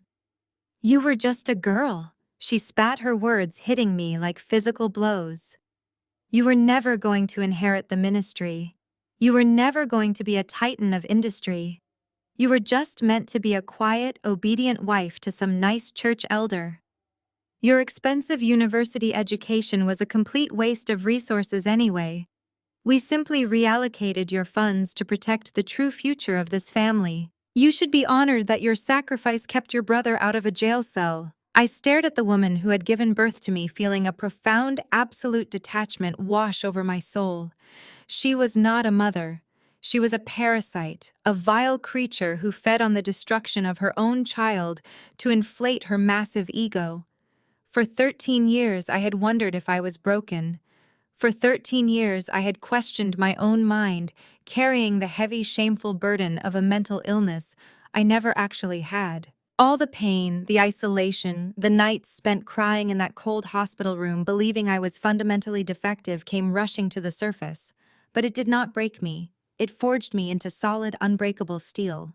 I looked at Vivian's smug, unapologetic face, and I knew exactly what I had to do. I did not want an apology anymore. I did not want reconciliation or family therapy or a quiet settlement. I wanted absolute total annihilation. I wanted to tear down every single pillar of their fraudulent holy empire until there was nothing left but dust and ruin. I turned to Elijah, who had been watching the exchange with a cold, lethal fury burning in his eyes. He saw the shift in my posture, and he knew exactly what I was thinking. I looked back at my parents, my voice dropping to a terrifying deadpan whisper. "I am going to end you," I promised, the words echoing coldly off the marble walls. "I am going to take every single thing you love and I am going to burn it to the ground." I turned on my heel and walked out of that sprawling, suffocating mansion without looking back. Elijah followed closely behind me, his silent presence an impenetrable shield against my mother's hysterical screaming as we exited through the heavy oak doors. The drive back to the city was completely quiet. I watched the expensive manicured suburbs blur past the tinted windows of Elijah's car, feeling a strange, profound emptiness settling deep in my chest. The agonizing rage that had fueled my anxiety for 13 years had violently burned itself out, leaving behind something much more dangerous and permanent: pure, absolute calculation. I was no longer a victim trying to understand her abusers. I was the architect of their total destruction. When we returned to the secure boardroom at my resort, Elijah immediately reached for his encrypted phone, offering to contact his elite legal team and initiate federal fraud charges. I placed my hand gently over his, stopping his movements.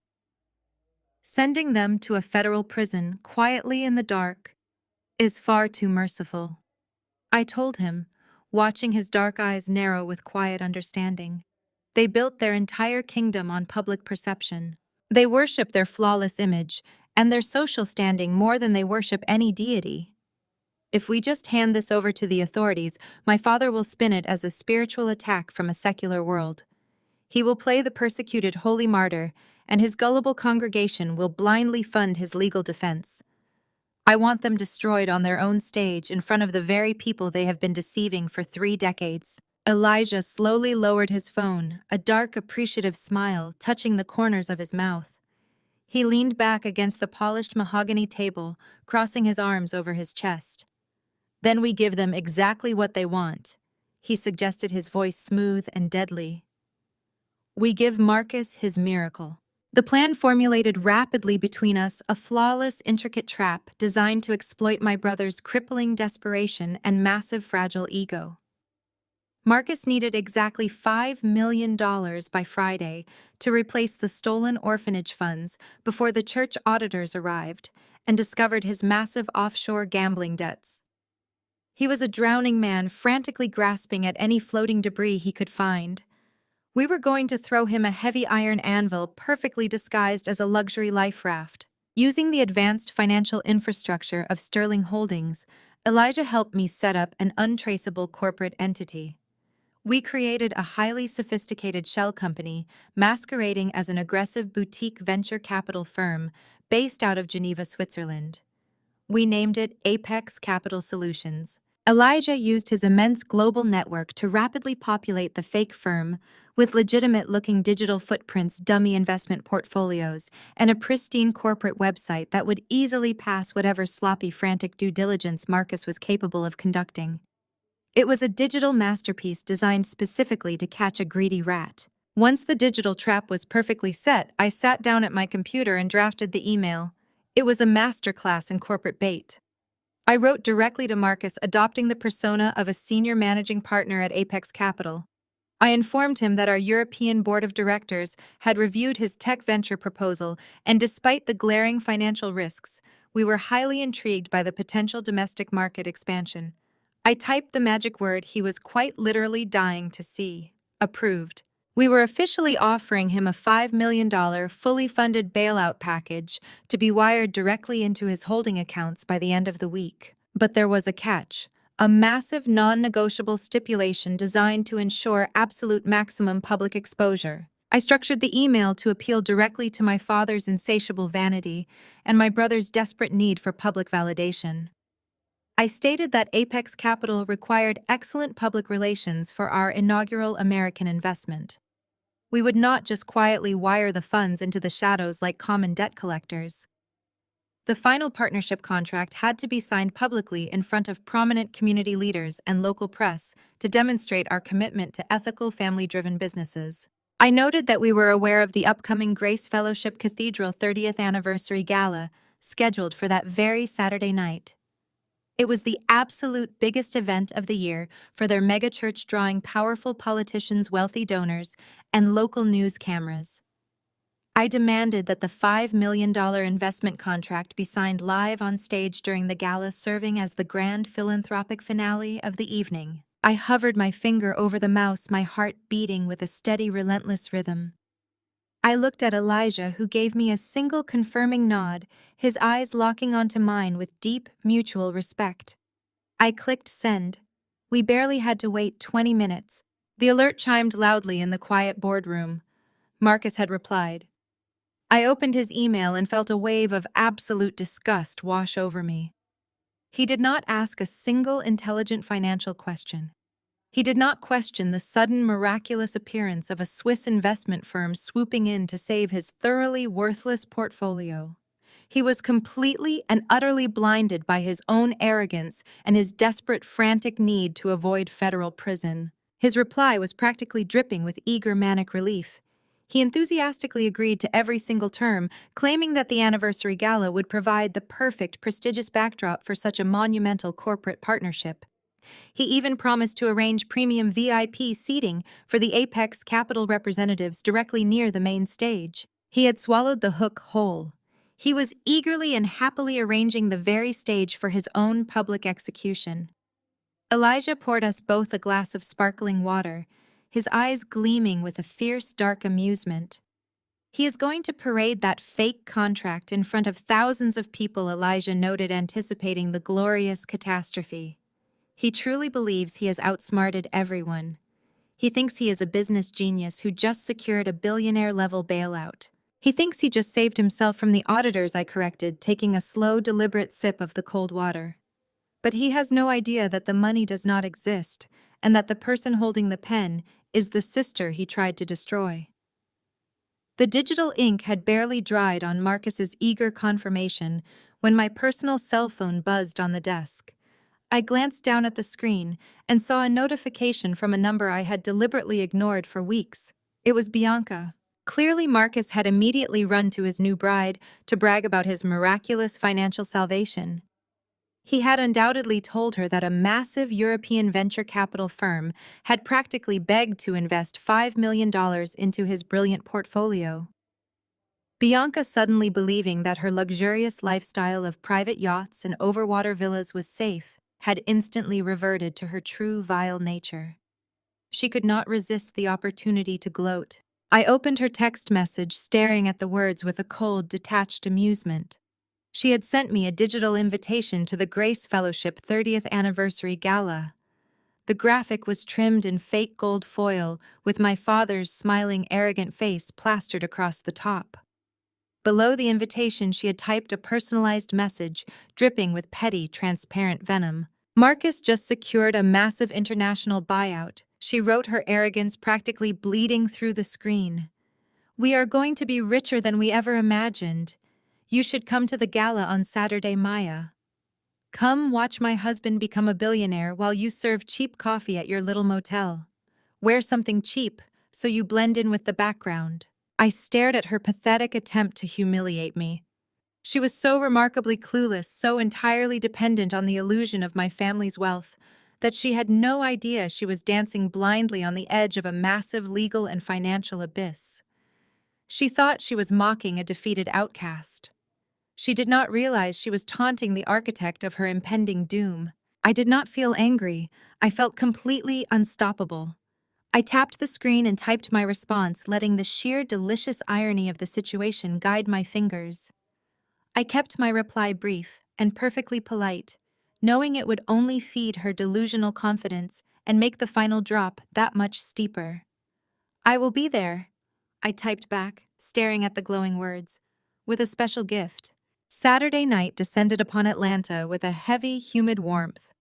But the atmosphere inside the grand atrium of the historic downtown conservatory was perfectly chilled and dripping with excessive, unadulterated wealth. The Grace Fellowship 30th Anniversary Gala was not a humble religious gathering meant to celebrate spiritual milestones. It was a high society coronation. Massive crystal chandeliers cast a warm golden glow over hundreds of distinguished guests. Prominent local politicians, wealthy real estate developers, and mega-church donors mingled in bespoke tuxedos and imported silk gowns. The cavernous room was a sea of sparkling diamonds, expensive champagne, and quiet, arrogant laughter. I knew my parents had spared absolutely no expense to project an image of untouchable divine prosperity. Every towering floral arrangement, every carved ice sculpture, and every velvet-draped table was meticulously designed to scream absolute success and mask the rotting bankrupt core of their crumbling empire. I sat in the back of Elijah's extended wheelbase town car, watching the bright, flashing lights of the venue approach. For 13 agonizing years, I had dressed to blend into the background, wearing muted colors and sensible shoes, desperate to avoid my mother's harsh, hypercritical gaze. Tonight, I was not hiding in the shadows. Tonight, I was the sun. I stepped out of the sleek vehicle wearing a custom $20,000 midnight blue gown that Elijah had quietly flown in directly from a private exclusive atelier in Milan. The heavy silk cascaded down my figure like liquid sapphire, catching and reflecting the light with every single step I took. A flawless, elegant diamond pendant rested at my throat, an icy counterpoint to the fire burning in my chest. This was not just a dress. It was a suit of armor forged from absolute power and undeniable success. Elijah offered me his arm. He looked exceptionally handsome in a classic razor-sharp black tuxedo that radiated quiet, lethal authority. We did not slip in through the side catering door like unwanted guests. We walked straight up the grand marble staircase directly through the main entrance. The moment we crossed the threshold into the grand atrium, a palpable, heavy ripple of shock swept through the massive room. Conversations halted abruptly mid-sentence. Heads turned and the soft clinking of crystal glasses stopped entirely as a stunned, breathless silence rippled outward from the doors. I scanned the crowded room and immediately locked eyes with Bianca. She was standing near the center stage, clutching a flute of champagne surrounded by her wealthy idol socialite friends. She wore a bright, ostentatious red gown covered in cheap, glittering sequins that suddenly looked incredibly tacky and loud under the sophisticated ambient lighting. The smug, victorious smirk she had been wearing instantly vanished, replaced by a look of sheer, unadulterated horror. She stared at my custom couture gown, then at the infamous billionaire holding my arm, and I watched the color drain completely from her cheeks. She was supposed to be the undisputed star of the evening, the triumphant, beautiful wife of a soon-to-be billionaire tech investor. Instead, she was entirely eclipsed, reduced to a trivial background detail, in a matter of seconds. But the real explosion did not come from Bianca. It came from the far side of the room where my mother was holding court with the city mayor and several prominent judges. Vivian spotted me, and her perfectly crafted mask of holy grace shattered into a million jagged pieces. Her face contorted with a visceral, ugly rage that she could not hide. She excused herself from the mayor abruptly, her heels clicking violently against the polished marble floor as she marched directly toward us. She looked like a predator moving in for the kill, entirely blinded by her own staggering arrogance. She could not comprehend that I was no longer the frightened, obedient girl she had thrown into a psychiatric ward 13 years ago. She still believed she held all the power. Maya, Vivian hissed, keeping her voice low and dangerous to avoid alerting the nearby press photographers. Her tone was absolute pure venom. What do you think you are doing here? You are not welcome in this room. You are not part of this church, and you are certainly not part of this family. I explicitly told you to stay away from us. I smiled, a cool, detached expression that only served to infuriate her further. I received a lovely invitation, Mother, I replied smoothly, adjusting the diamond at my throat. Bianca was kind enough to insist that I attend. She explicitly said I should come watch Marcus sign his miraculous new business contract. It sounded like a truly historic, incredibly important moment. I simply could not miss it. Vivian's eyes darted toward Elijah, her fury warring briefly with her realization of exactly who was standing next to me, but her unchecked rage easily won out. She pointed a trembling, manicured finger directly at my chest. I do not care who sent you a petty email, she spat, her face inches from mine. You are a disgrace to the Lord. You are a demon-possessed liability who is actively trying to ruin your brother's night. I will not allow you to pollute this holy celebration with your pathetic, desperate jealousy. Turn around and walk out those doors right now, or I will have you physically thrown out into the street like the trash you are. I stood my ground, my posture perfectly straight, my hand resting lightly but firmly on Elijah's arm. I am not going anywhere, Vivian, I stated, my voice echoing with quiet, absolute authority. I am going to stand right here and watch the entire spectacular show unfold. Vivian's face turned a dangerous mottled shade of crimson. She spun around and raised her hand, snapping her fingers aggressively toward the perimeter of the sprawling room. Security! She barked, her voice finally rising above a harsh whisper, drawing the immediate attention of several nearby prominent donors. Security, get over here immediately. We have an uninvited trespasser who needs to be removed from the premises right this second. A highly trained team of 4 large men in dark suits immediately detached themselves from the shadows near the catering entrance and walked swiftly toward our confrontation. They were led by the head of security, a broad-shouldered, imposing veteran named Harrison, who had run the venue's exclusive operations for over a decade. Vivian crossed her arms tightly over her chest, a triumphant, cruel smile stretching across her face as she waited for the men to grab me and violently drag me out the door. She looked at me with pure, undiluted malice, eagerly anticipating watching me suffer the ultimate public humiliation in front of the most powerful people in Atlanta. "Remove this woman from the building," Vivian commanded, gesturing sharply toward me as the men approached. "She is an unstable trespasser, and she is illegally intruding on a private sacred church event." Harrison did not reach for my arm. He did not ask me to leave. Instead, the massive, imposing head of security stopped a respectful 2 feet away from me. He ignored my mother completely. He stood perfectly straight, bowed his head slightly, and offered me a warm, highly professional smile. "Good evening, Ms. Sterling," Harrison said, his deep, resonant voice carrying clearly over the sudden, breathless, hushed silence of the surrounding crowd. "Is everything to your satisfaction tonight? Do we need to adjust the perimeter protocols for you and Mr. Sterling?" Vivian's mouth dropped open entirely. She stared at Harrison as if he had just spoken in a bizarre foreign language. "What are you doing?" she demanded, her voice shrill and utterly confused. "I told you to throw her out. She does not belong here. She is ruining the gala." Harrison turned his head slowly, looking at my mother with a mixture of profound exhaustion and deep professional disdain. "I cannot do that, ma'am," he replied evenly, folding his hands behind his back. "Ms. Sterling is the anonymous donor who personally funded 80% of this entire gala."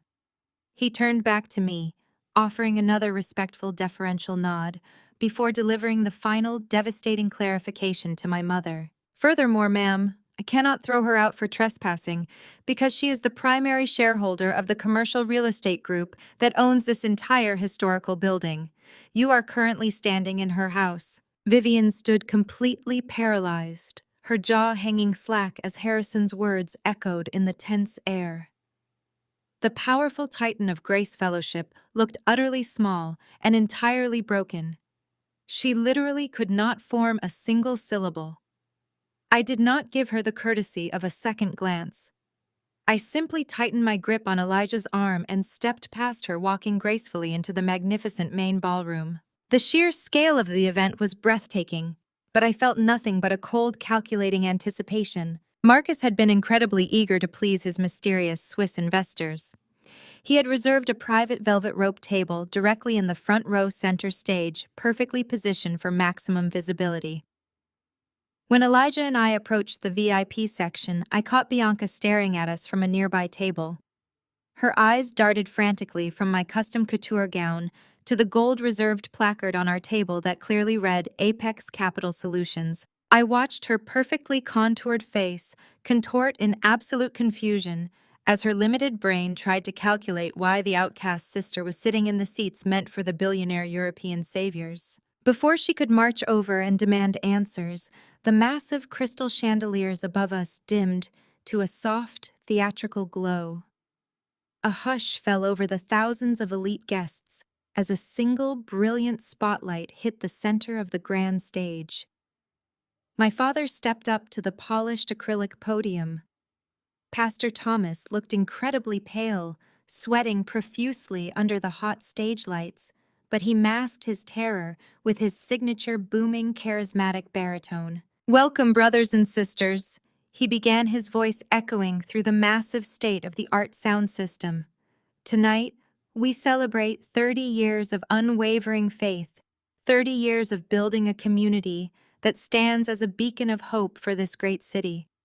But the Lord tests us even in our brightest hours.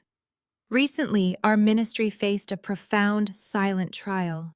We needed a miracle to continue our sacred work with the displaced children of our city. And tonight I am overjoyed to tell you that God has answered our prayers through the tireless, brilliant vision of my son." The crowd erupted into rapturous applause. Wealthy donors and prominent politicians clapped enthusiastically, completely unaware that they were cheering for a degenerate criminal. My father beamed, wiping the sweat from his forehead with a silk handkerchief. He gestured grandly toward the wings of the stage. "Please welcome the future of Grace Fellowship, the man who just secured a historic $5 million international partnership, Marcus." The applause swelled to a deafening roar as my brother strode onto the stage. He looked sickeningly triumphant, wearing a tailored tuxedo that probably cost more than a family's annual mortgage. He waved to the cheering crowd, flashing his brilliant, practiced smile. He stopped to point affectionately at Bianca, who was practically vibrating with smug validation. He walked up to the podium and embraced our father, clapping him firmly on the back before taking the microphone. "Thank you," he said, his voice oozing with a fake, humble sincerity that made my skin physically crawl. "When I took over the financial expansion of this ministry, I promised to protect our most vulnerable. I promised to build a future where our orphanage and community centers would never want for anything. It was a daunting task, but faith rewards the bold. Over the past few weeks, I have been negotiating quietly with a premier venture capital firm from Geneva.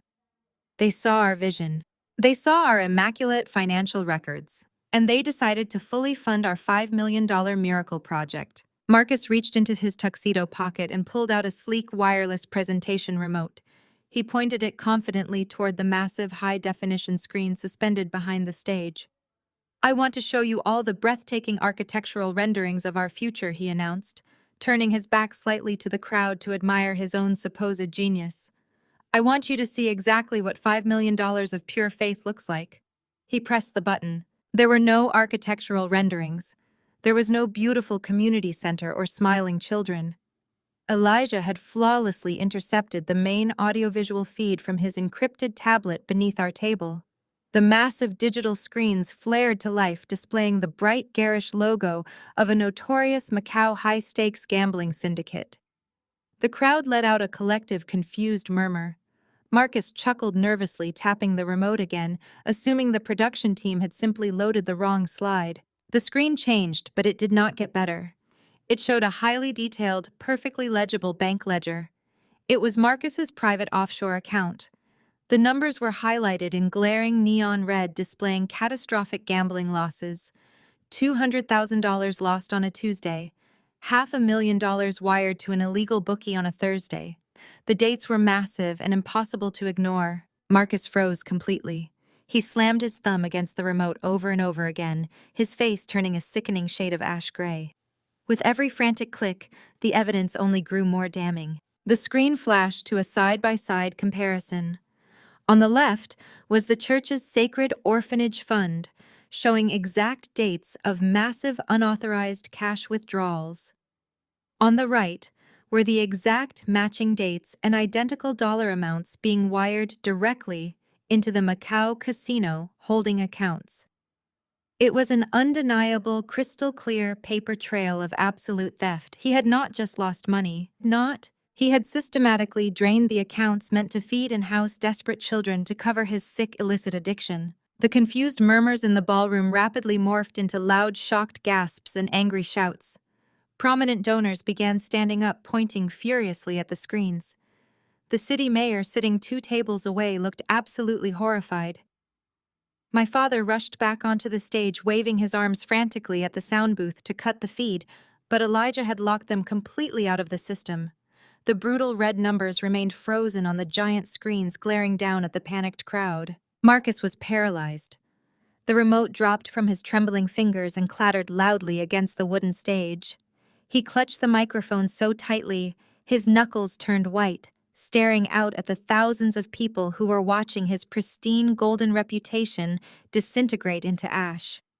He was completely exposed, naked, before the very society he had tried to conquer.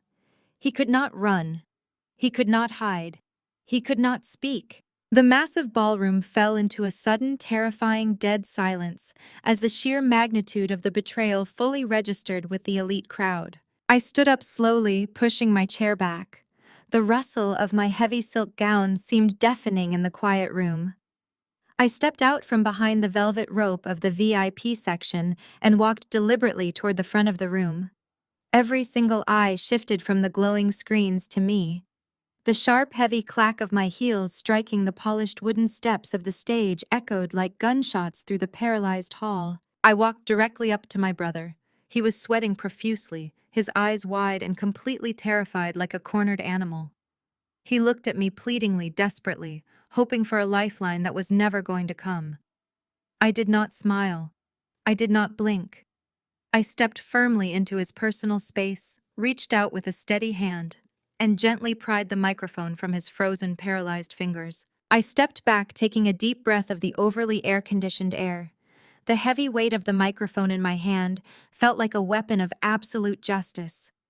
I looked down at Marcus, who had collapsed to his knees on the polished wooden floor. He was trembling violently, his perfectly styled hair now plastered to his forehead with cold sweat. He could not even look at the crowd. He just stared blankly at the floor, completely broken by the weight of his own monstrous actions. I turned my attention to the sea of horrified faces stretching out across the massive ballroom. The silence was absolute. Thousands of wealthy donors, powerful politicians, and devoted congregation members were staring at me, waiting for an explanation that would somehow make sense of the devastating numbers burning bright red on the screens above. "Good evening, ladies and gentlemen," I began, my voice ringing clear and steady through the state-of-the-art sound system. "For those of you who do not recognize me, my name is Maya. I am the daughter Pastor Thomas and Vivian have spent the last 13 years trying to erase from existence. And tonight, I am the one who is finally going to tell you the absolute truth about the holy empire you have been funding." A collective shocked gasp rippled through the front rows. I saw prominent city officials leaning forward, their faces pale with dawning realization. "You were invited here tonight to celebrate a miracle." I continued, stepping away from Marcus's kneeling form to command the center of the stage. "You were told that a prestigious European venture capital firm was injecting $5 million into my brother's brilliant real estate portfolio to secure the future of the Grace Fellowship Orphanage. But as you can see plainly displayed on the screens behind me, there is no real estate portfolio. There is no brilliant investment strategy. And there certainly is no European venture capital firm. The $5 million bailout was a digital trap designed specifically to expose exactly where your hard-earned donations have truly been going. I raised my free hand, gesturing gracefully toward the massive high-definition monitors. Look closely at those routing numbers. Look at the timestamps. Every single time you wrote a generous check to help build a new dormitory for displaced children, my brother was wiring that exact amount to a notorious high-stakes gambling syndicate in Macau. He did not build shelters, he built massive illicit debts at the baccarat tables.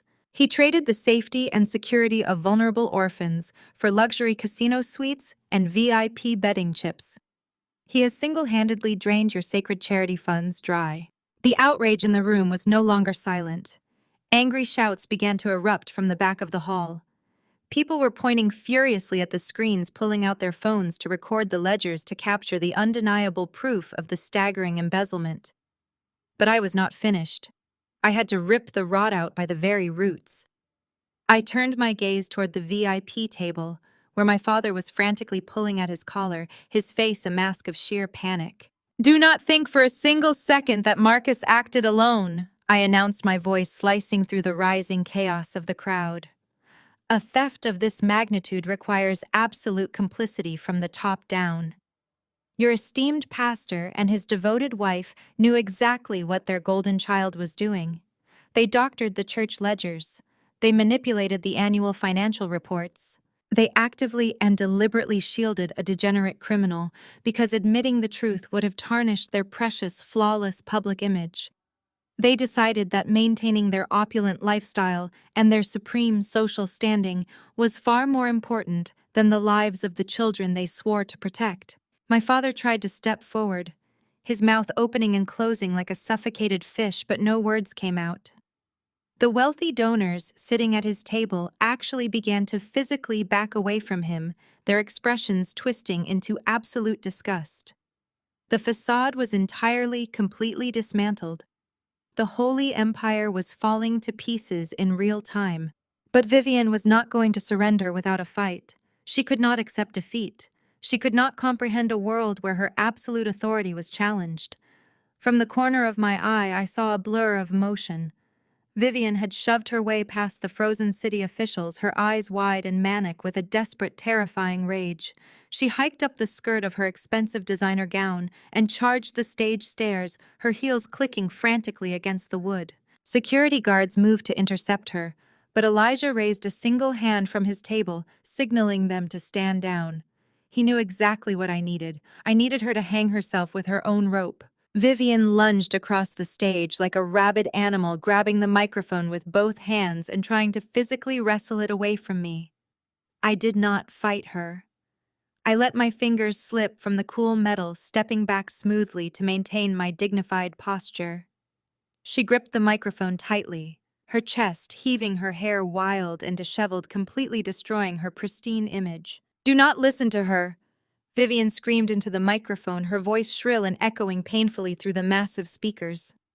"She is a liar. She is a sick, delusional liar." She pointed a trembling, accusatory finger at me, sweeping her frantic gaze across the agitated crowd. "This woman is severely mentally ill," Vivian declared, desperate to invoke her favorite, most effective weapon. "She has a documented history of violent psychotic breaks. We had to have her institutionalized years ago for her own safety. She is deeply unwell. She orchestrated this elaborate digital hack because she is insanely jealous of her brother's success. She is a failure who wants to tear down this beautiful church out of pure spite. None of this is real. She is completely out of her mind." The crowd hesitated. The sheer volume and absolute conviction in Vivian's desperate screaming created a tiny ripple of doubt in the room. They wanted to believe their spiritual leader. They wanted to believe that this nightmare was just the elaborate revenge plot of a deeply disturbed outcast. Vivian saw that momentary hesitation and leaned into it, her eyes blazing with a toxic, triumphant madness. "Do not let this sick failure poison your faith," she yelled, her voice breaking with dramatic manufactured tears. "My son is a visionary. My husband is a man of God. We are under attack by a deranged trespasser. I stood perfectly still, watching her desperately cling to the burning wreckage of her kingdom. I did not raise my voice. I did not try to shout over her frantic, desperate lies. Instead, I turned my head and looked directly at Elijah, who was already standing by the main sound engineer's booth, holding his encrypted tablet. He offered me a sharp, deadly smile and gave me a single subtle nod. He had completely bypassed the venue's audio system. I calmly reached into my sequined clutch and pulled out my personal cell phone. I tapped the screen, opening the audio file Elijah and I had extracted from the highly restricted church archives just days ago. The very same file that contained the truth about my forced expulsion and my horrific medical imprisonment. Vivian was still screaming into the microphone, calling me a demon-possessed liar when I pressed play. My phone instantly synced with the massive concert-grade speakers suspended from the ceiling of the grand ballroom. A loud, sharp click echoed through the venue, immediately cutting off Vivian's microphone feed entirely, and then a voice flooded the room. It was not my voice. It was Vivian's voice, recorded 13 years ago, clear, cold, and absolutely chilling. The crisp digital audio file echoed through the massive ballroom with pristine, terrifying clarity. It was not just a single clip, but a masterfully spliced compilation of the most damning conversations Elijah and I had extracted from the hidden security feeds inside my father's private church office. Vivian's voice filled the cavernous space, sounding infinitely colder and more vicious than the fake holy persona she had spent decades projecting to the public. "He carries the family legacy." Vivian's recorded voice snapped, echoing off the crystal chandeliers with cruel precision. "Marcus is the future of this empire. You were just meant to be a wife, Maya. You were meant to sit quietly and look pretty while your brother builds a dynasty. I will not let your petty jealousies ruin his destiny. If you ever threaten his position again, I will lock you away in a padded room so fast you will forget your own name." Before the stunned crowd could even process the sheer cruelty of the beloved First Lady, the audio clipped seamlessly to a brand new track. It was Marcus. His voice was slurred, arrogant, and dripping with the careless entitlement of a man who firmly believed he was an untouchable god among mortals. "The congregation members are absolute sheep." Marcus's recorded voice laughed, a sickeningly cruel sound that made my skin physically crawl. "They practically throw their money at us. I took another $200,000 from the orphanage fund yesterday, and Dad just buried the paperwork under some fake construction invoices. It is like taking candy from a blind baby. Who cares about some displaced kids when the roulette tables are calling? The house always wins, and in this house I am the absolute king. They will never figure it out because my parents will protect me until their dying breath." The audio file ended with a sharp digital click, leaving the grand ballroom plunged into a heavy, suffocating silence. Vivian stood completely frozen on the stage, her hands still gripping the dead microphone. The manic, defiant fire in her eyes extinguished, instantly replaced by the hollow, vacant stare of a woman watching her entire, carefully constructed universe vaporize into dust. She dropped the microphone, and it hit the polished stage floor with a loud, painful thud. She wrapped her arms around herself, suddenly looking incredibly small, frail, and entirely pathetic. The immaculate mask of the graceful, pious mother was gone forever, completely obliterated by her own venomous words. Then the silence shattered. It did not break slowly, it exploded into a deafening roar of pure, unadulterated outrage. Thousands of people who had dedicated their lives and their hard-earned money to this ministry erupted in furious disbelief. Prominent corporate donors who had written massive six-figure checks for the community center began shouting and violently throwing their expensive crystal champagne glasses onto the polished marble floors. Everyday congregation members who had sacrificed their meager weekly savings to help feed the poor wept openly, pointing accusatory, furious fingers at the stage. The sheer volume of their collective betrayal shook the very foundations of the grand atrium. They had been openly called sheep. They had been viciously mocked. And now they were out for absolute blood. From the front row of the VIP section, a group of 8 elderly, distinguished men stood up in unison. These were the senior church elders, the powerful, silent board of directors who truly held the legal and financial keys to Grace Fellowship. They looked absolutely livid, their faces tight with righteous fury and profound disgust.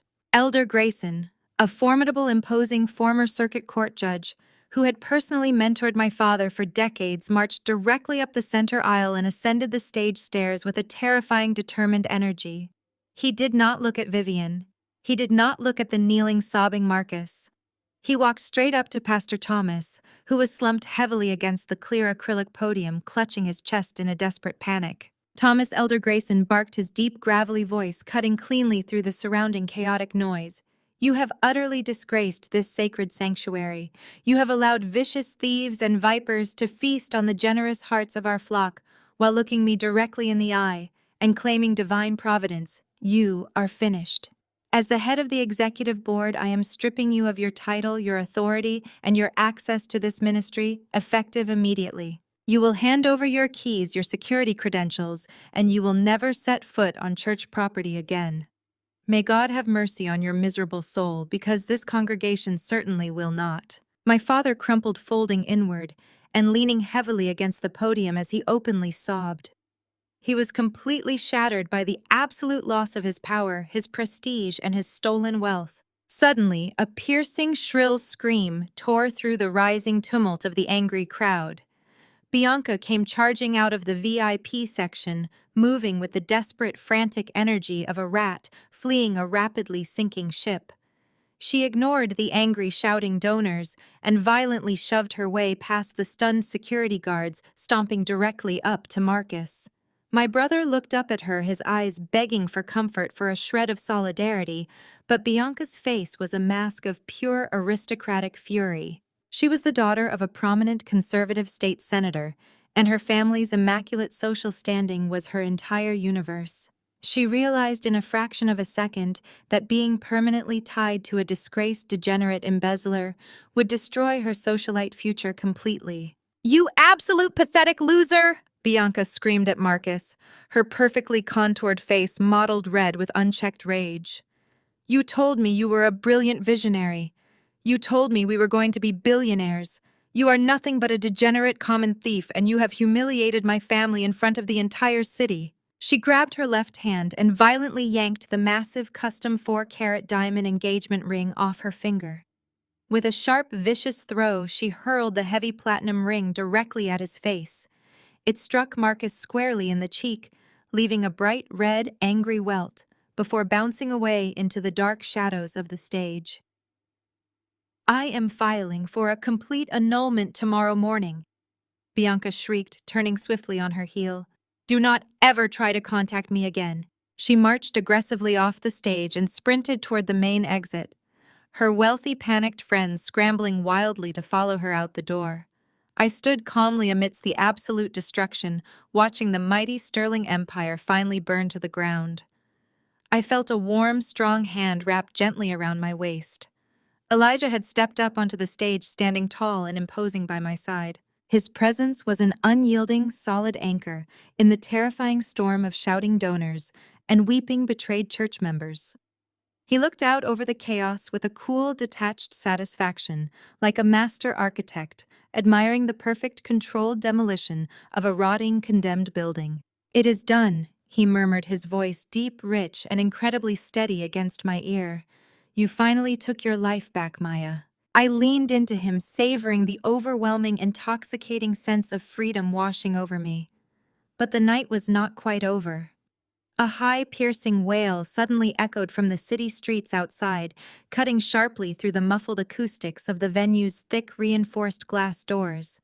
The sound multiplied rapidly, growing louder and significantly more frantic as a massive fleet of heavy vehicles converged on the conservatory. Brilliant, flashing strobes of red and blue light began to reflect violently through the towering windows of the grand atrium, casting eerie, dancing shadows across the panicked, pale faces of the crowd.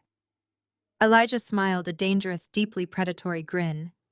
He had tipped them off hours ago, handing over a meticulously encrypted drive containing every single piece of devastating financial evidence. The heavy brass doors of the main entrance burst open violently, and a dozen stern-faced federal agents wearing dark tactical windbreakers stormed into the ballroom. The heavily armed agents moved with terrifying synchronized precision, fanning out across the perimeter of the grand ballroom and instantly securing every single exit. Their dark, tactical gear and heavy boots stood in stark, glaring contrast to the sea of imported silk and bespoke tuxedos. The chaotic shouting of the wealthy congregation died instantly, replaced by a thick, suffocating dread as the reality of the federal raid washed over the room. The elite donors and prominent politicians who had just been demanding my father step down now scrambled backward, knocking over expensive crystal centerpieces and velvet chairs in their desperate rush to distance themselves from the stage. They parted like the Red Sea, allowing the lead FBI agent to march straight down the center aisle. He was a tall, imposing man with a deeply lined face and eyes that held absolutely no sympathy. He held up a golden badge that caught the harsh glare of the stage lighting. Thomas Sterling and Marcus Sterling, the lead agent, announced, his voice booming through a handheld bullhorn that easily overpowered the ambient noise of the terrified crowd. "We have federal warrants for your immediate arrest on multiple counts of wire fraud, aggravated embezzlement, international money laundering, and tax evasion. Keep your hands where we can see them and step down from the stage immediately." My father looked like a man who had just been violently struck by lightning. His previously booming, charismatic presence completely evaporated, leaving behind a hollow, trembling shell of a man.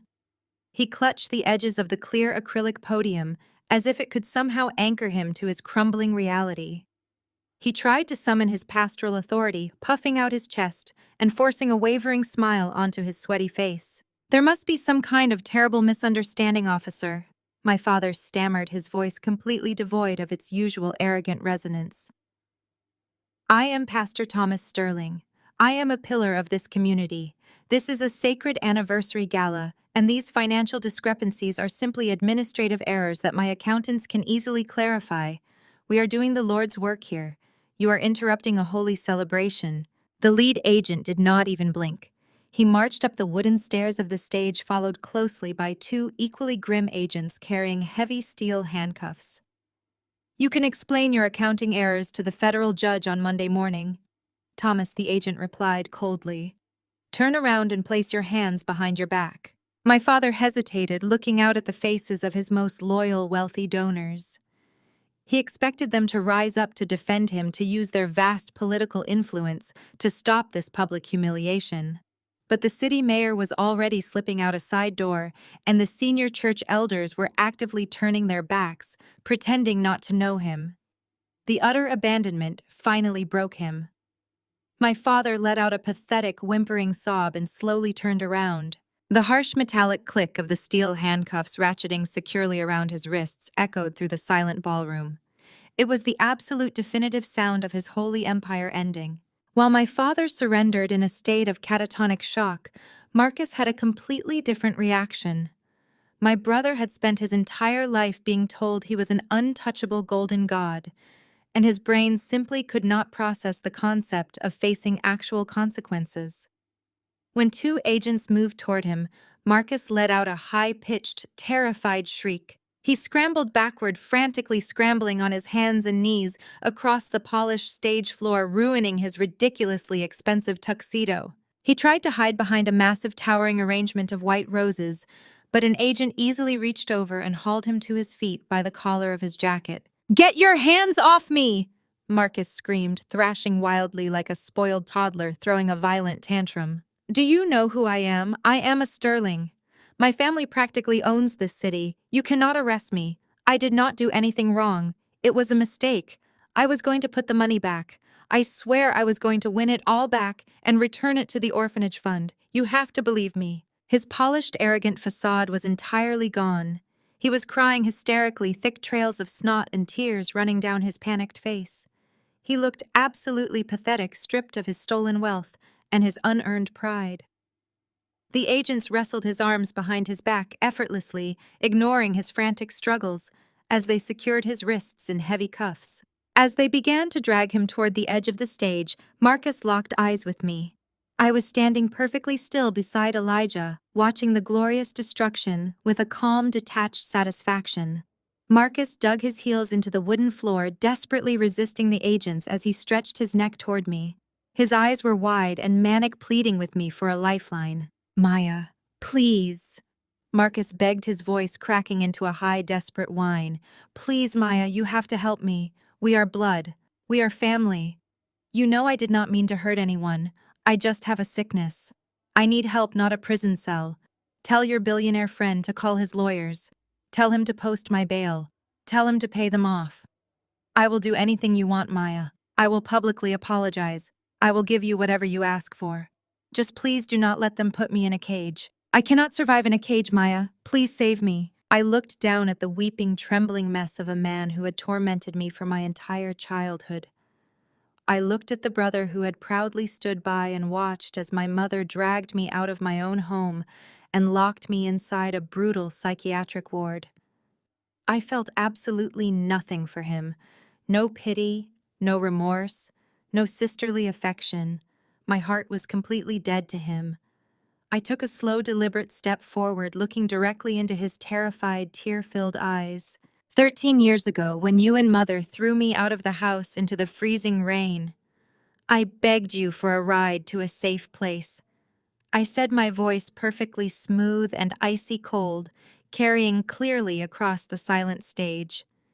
You told me to try Uber. I suggest you try a good public defender. Marcus let out a devastated, gut-wrenching wail as the agents finally yanked him forward, dragging him roughly down the stairs and dragging him down the long center aisle. My father was marched out right behind him, head bowed in absolute disgrace. The federal agents paraded the two fallen titans of Grace Fellowship through the center of the grand ballroom, ensuring that every single donor, politician, and congregation member got a perfectly clear view of the criminals in chains. The flashing red and blue lights from the police cruisers outside illuminated their tear-stained faces as they were shoved into the back of armored federal transport vehicles. The moment the main doors closed behind them, the spell broke. The remaining guests scrambled desperately toward the exits, desperate to flee the toxic radioactive crime scene, before the press photographers gathered outside could capture their faces. The sound of thousands of panicked footsteps and rustling expensive gowns filled the massive room as the elite society of Atlanta abandoned the sinking ship in a massive, frantic exodus. Within minutes, the sprawling, magnificent ballroom was entirely empty. I turned my back on the empty room, placing my hand lightly on Elijah's waiting arm. We walked down the stage stairs together, moving with a slow, steady elegance, leaving the ruins behind us. Vivian did not follow. She was left standing completely alone in the exact center of the massive, deserted stage. The federal agents had ignored her entirely, focusing solely on the men whose names were directly tied to the financial fraud. She had not been arrested, but her punishment was infinitely worse. The brilliant stage lights still beat down on her, illuminating her ruined, disheveled hair and her torn designer gown. The giant screens behind her were still projecting the undeniable proof of her family's absolute corruption. She looked out at the thousands of empty chairs, the overturned tables, the crushed flowers, and the spilled champagne. She was completely stripped of her holy title, totally abandoned by her precious golden child, and entirely separated from her powerful husband. Vivian Sterling stood completely paralyzed in the deafening silence of the empty hall, breathing in the cold, stale air of her completely shattered dead empire. 1 month passed since the spectacular, highly televised collapse of Grace Fellowship. The federal indictments came down incredibly fast and brutally hard.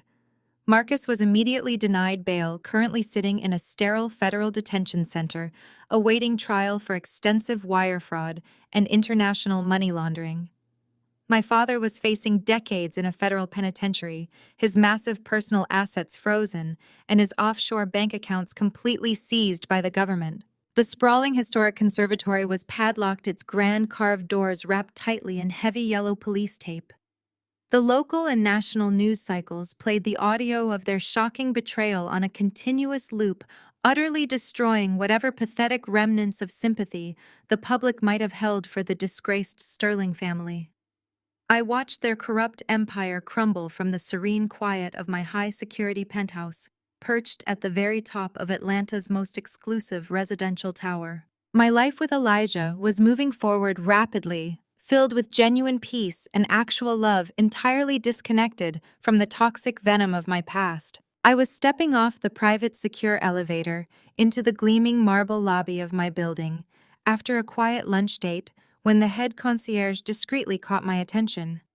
He looked incredibly uncomfortable, smoothing his tailored suit jacket as he gestured toward the heavy reinforced glass doors of the outer vestibule. "A woman is demanding to see you, Ms. Sterling," he said, keeping his voice low and highly professional. "She claims to be your mother. She is causing a slight disturbance and absolutely refuses to leave the premises. Should I call the local authorities to have her escorted away?" I turned and looked through the pristine glass.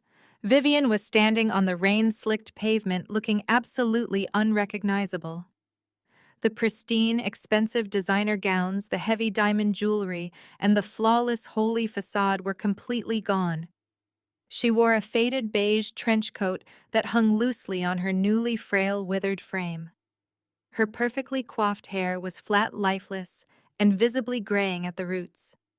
But the most jarring detail was what she was holding in her trembling hands. She was clutching the broken handles of two incredibly cheap, scuffed rolling suitcases. They looked like they had been frantically purchased at a discount thrift store.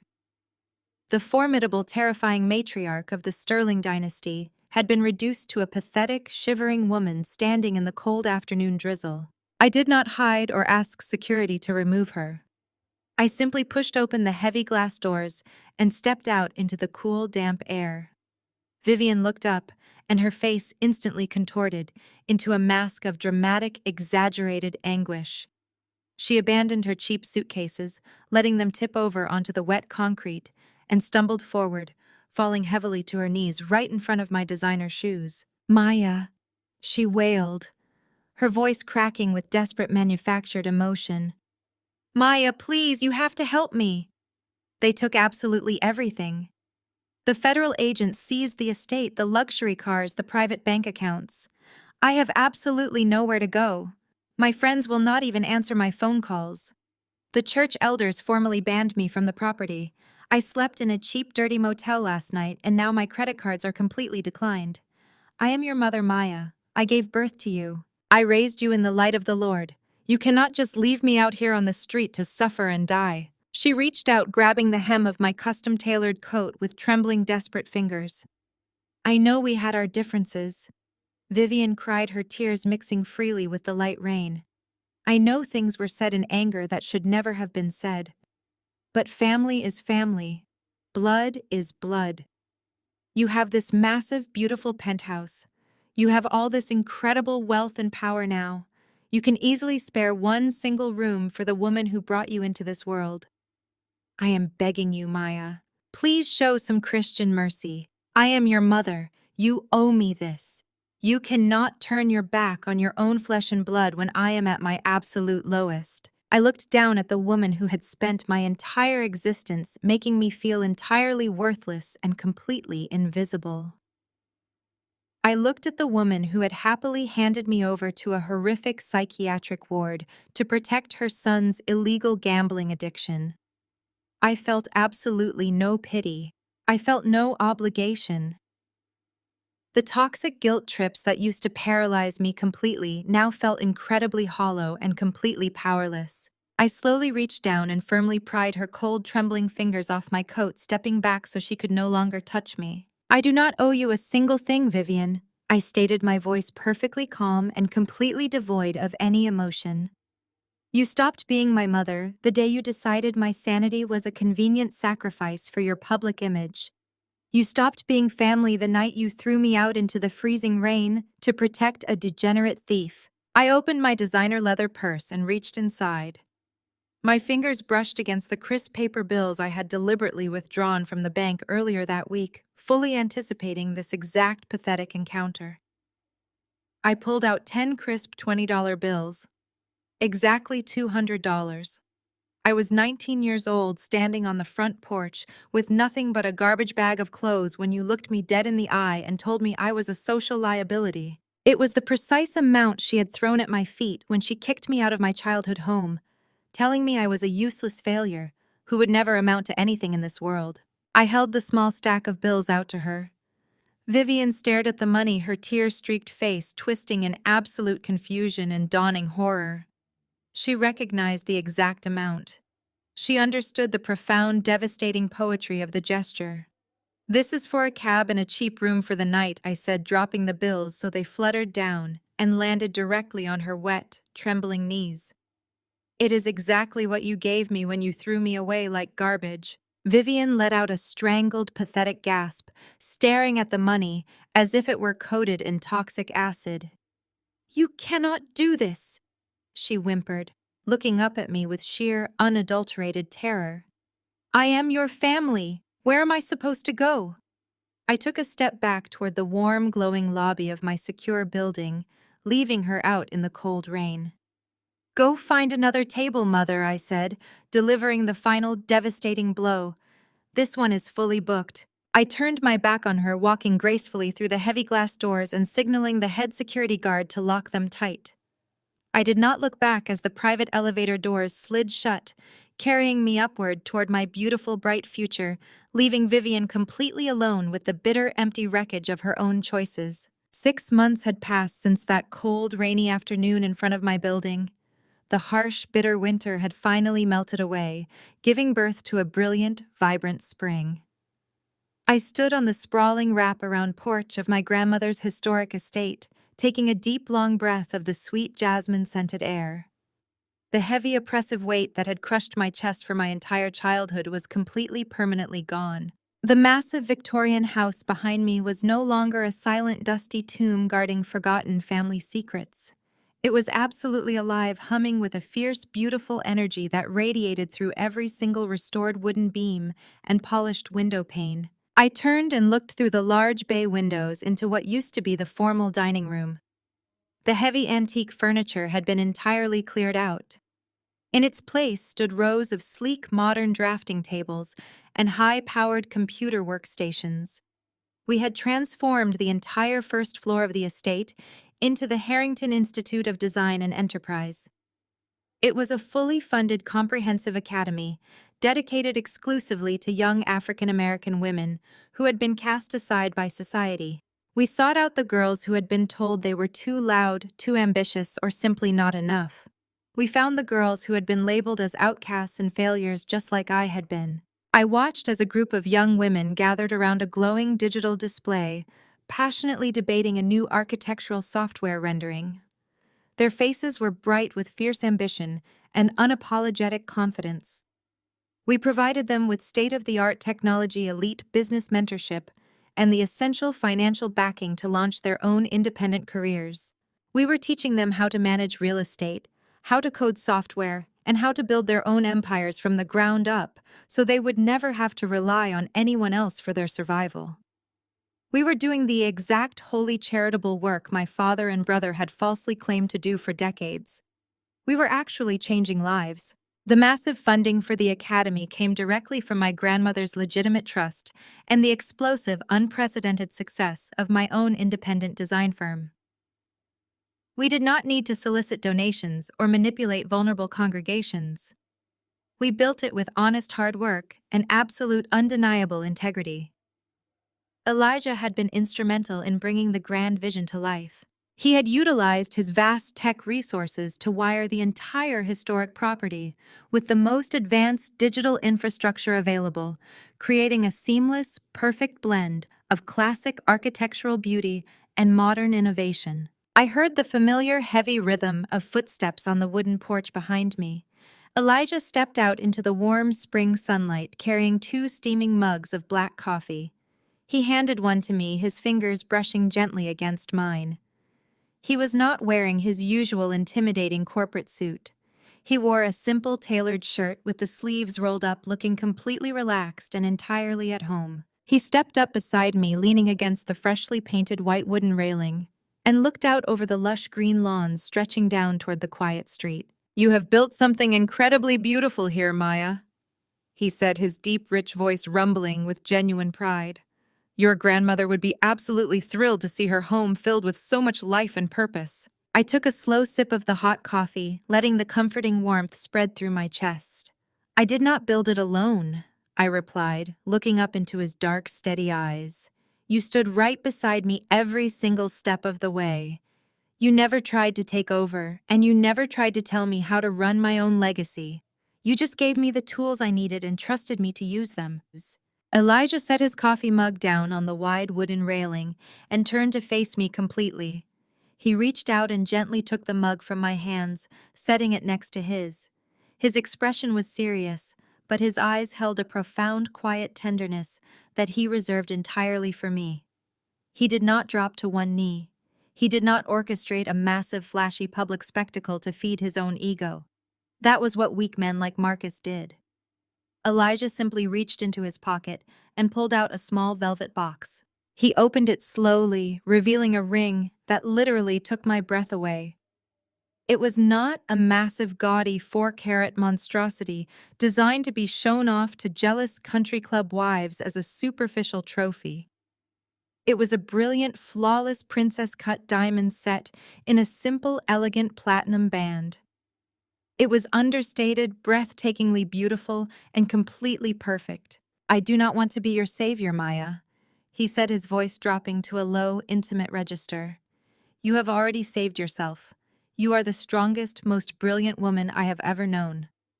I just want the absolute honor of standing beside you as an equal partner for the rest of our lives. I want to build our future together, not as a shadow and a king, but as two massive forces of nature taking on the world side by side. He reached out and gently took my left hand. His touch was warm and incredibly solid. I looked down as he slipped the cool, smooth platinum band onto my finger. It fit perfectly, settling into place, as if it had always belonged exactly there. A profound, overwhelming sense of peace washed over me. I looked up at the man who had seen my darkest pain and helped me forge it into an unstoppable weapon. Yes, I whispered, a genuine, joyful smile spreading across my face. Yes, Elijah. Absolutely, yes. He pulled me into a deep, embracing kiss right there on the porch of the empire I had completely reclaimed. The bright afternoon sun warmed my skin, and the distant sound of the academy students laughing inside provided the perfect, beautiful soundtrack to my victory. I pulled back slightly, resting my forehead against his chest, and looked out over the sprawling green estate that was now entirely mine. I thought about Vivian wandering the cold streets with her cheap suitcases begging for scraps from the people she used to rule. I thought about Marcus sitting in a tiny concrete cell, entirely stripped of his unearned pride and his stolen wealth. I thought about my father facing absolute ruin and total public disgrace. They had spent my entire life trying to shrink me, to force me into a tiny, invisible box, so their own mediocre lights could shine brighter. They wanted me to sit in the corner near the kitchen, so I bought the entire restaurant, fired the management, and built my own table. And trust me, the view from here is spectacular. True family is never defined by blood or obligation, but by genuine respect, unconditional support, and shared values. When the people supposed to protect you become the ones holding you down, walking away is not a failure. It is the ultimate act of self-preservation. You absolutely never have to accept the broken seat you are given in a deeply toxic room. Instead, you always possess the power to break free, reclaim your own narrative, and build an entirely new table where your worth is truly celebrated. Have you ever had to walk away to find your strength? Share your story.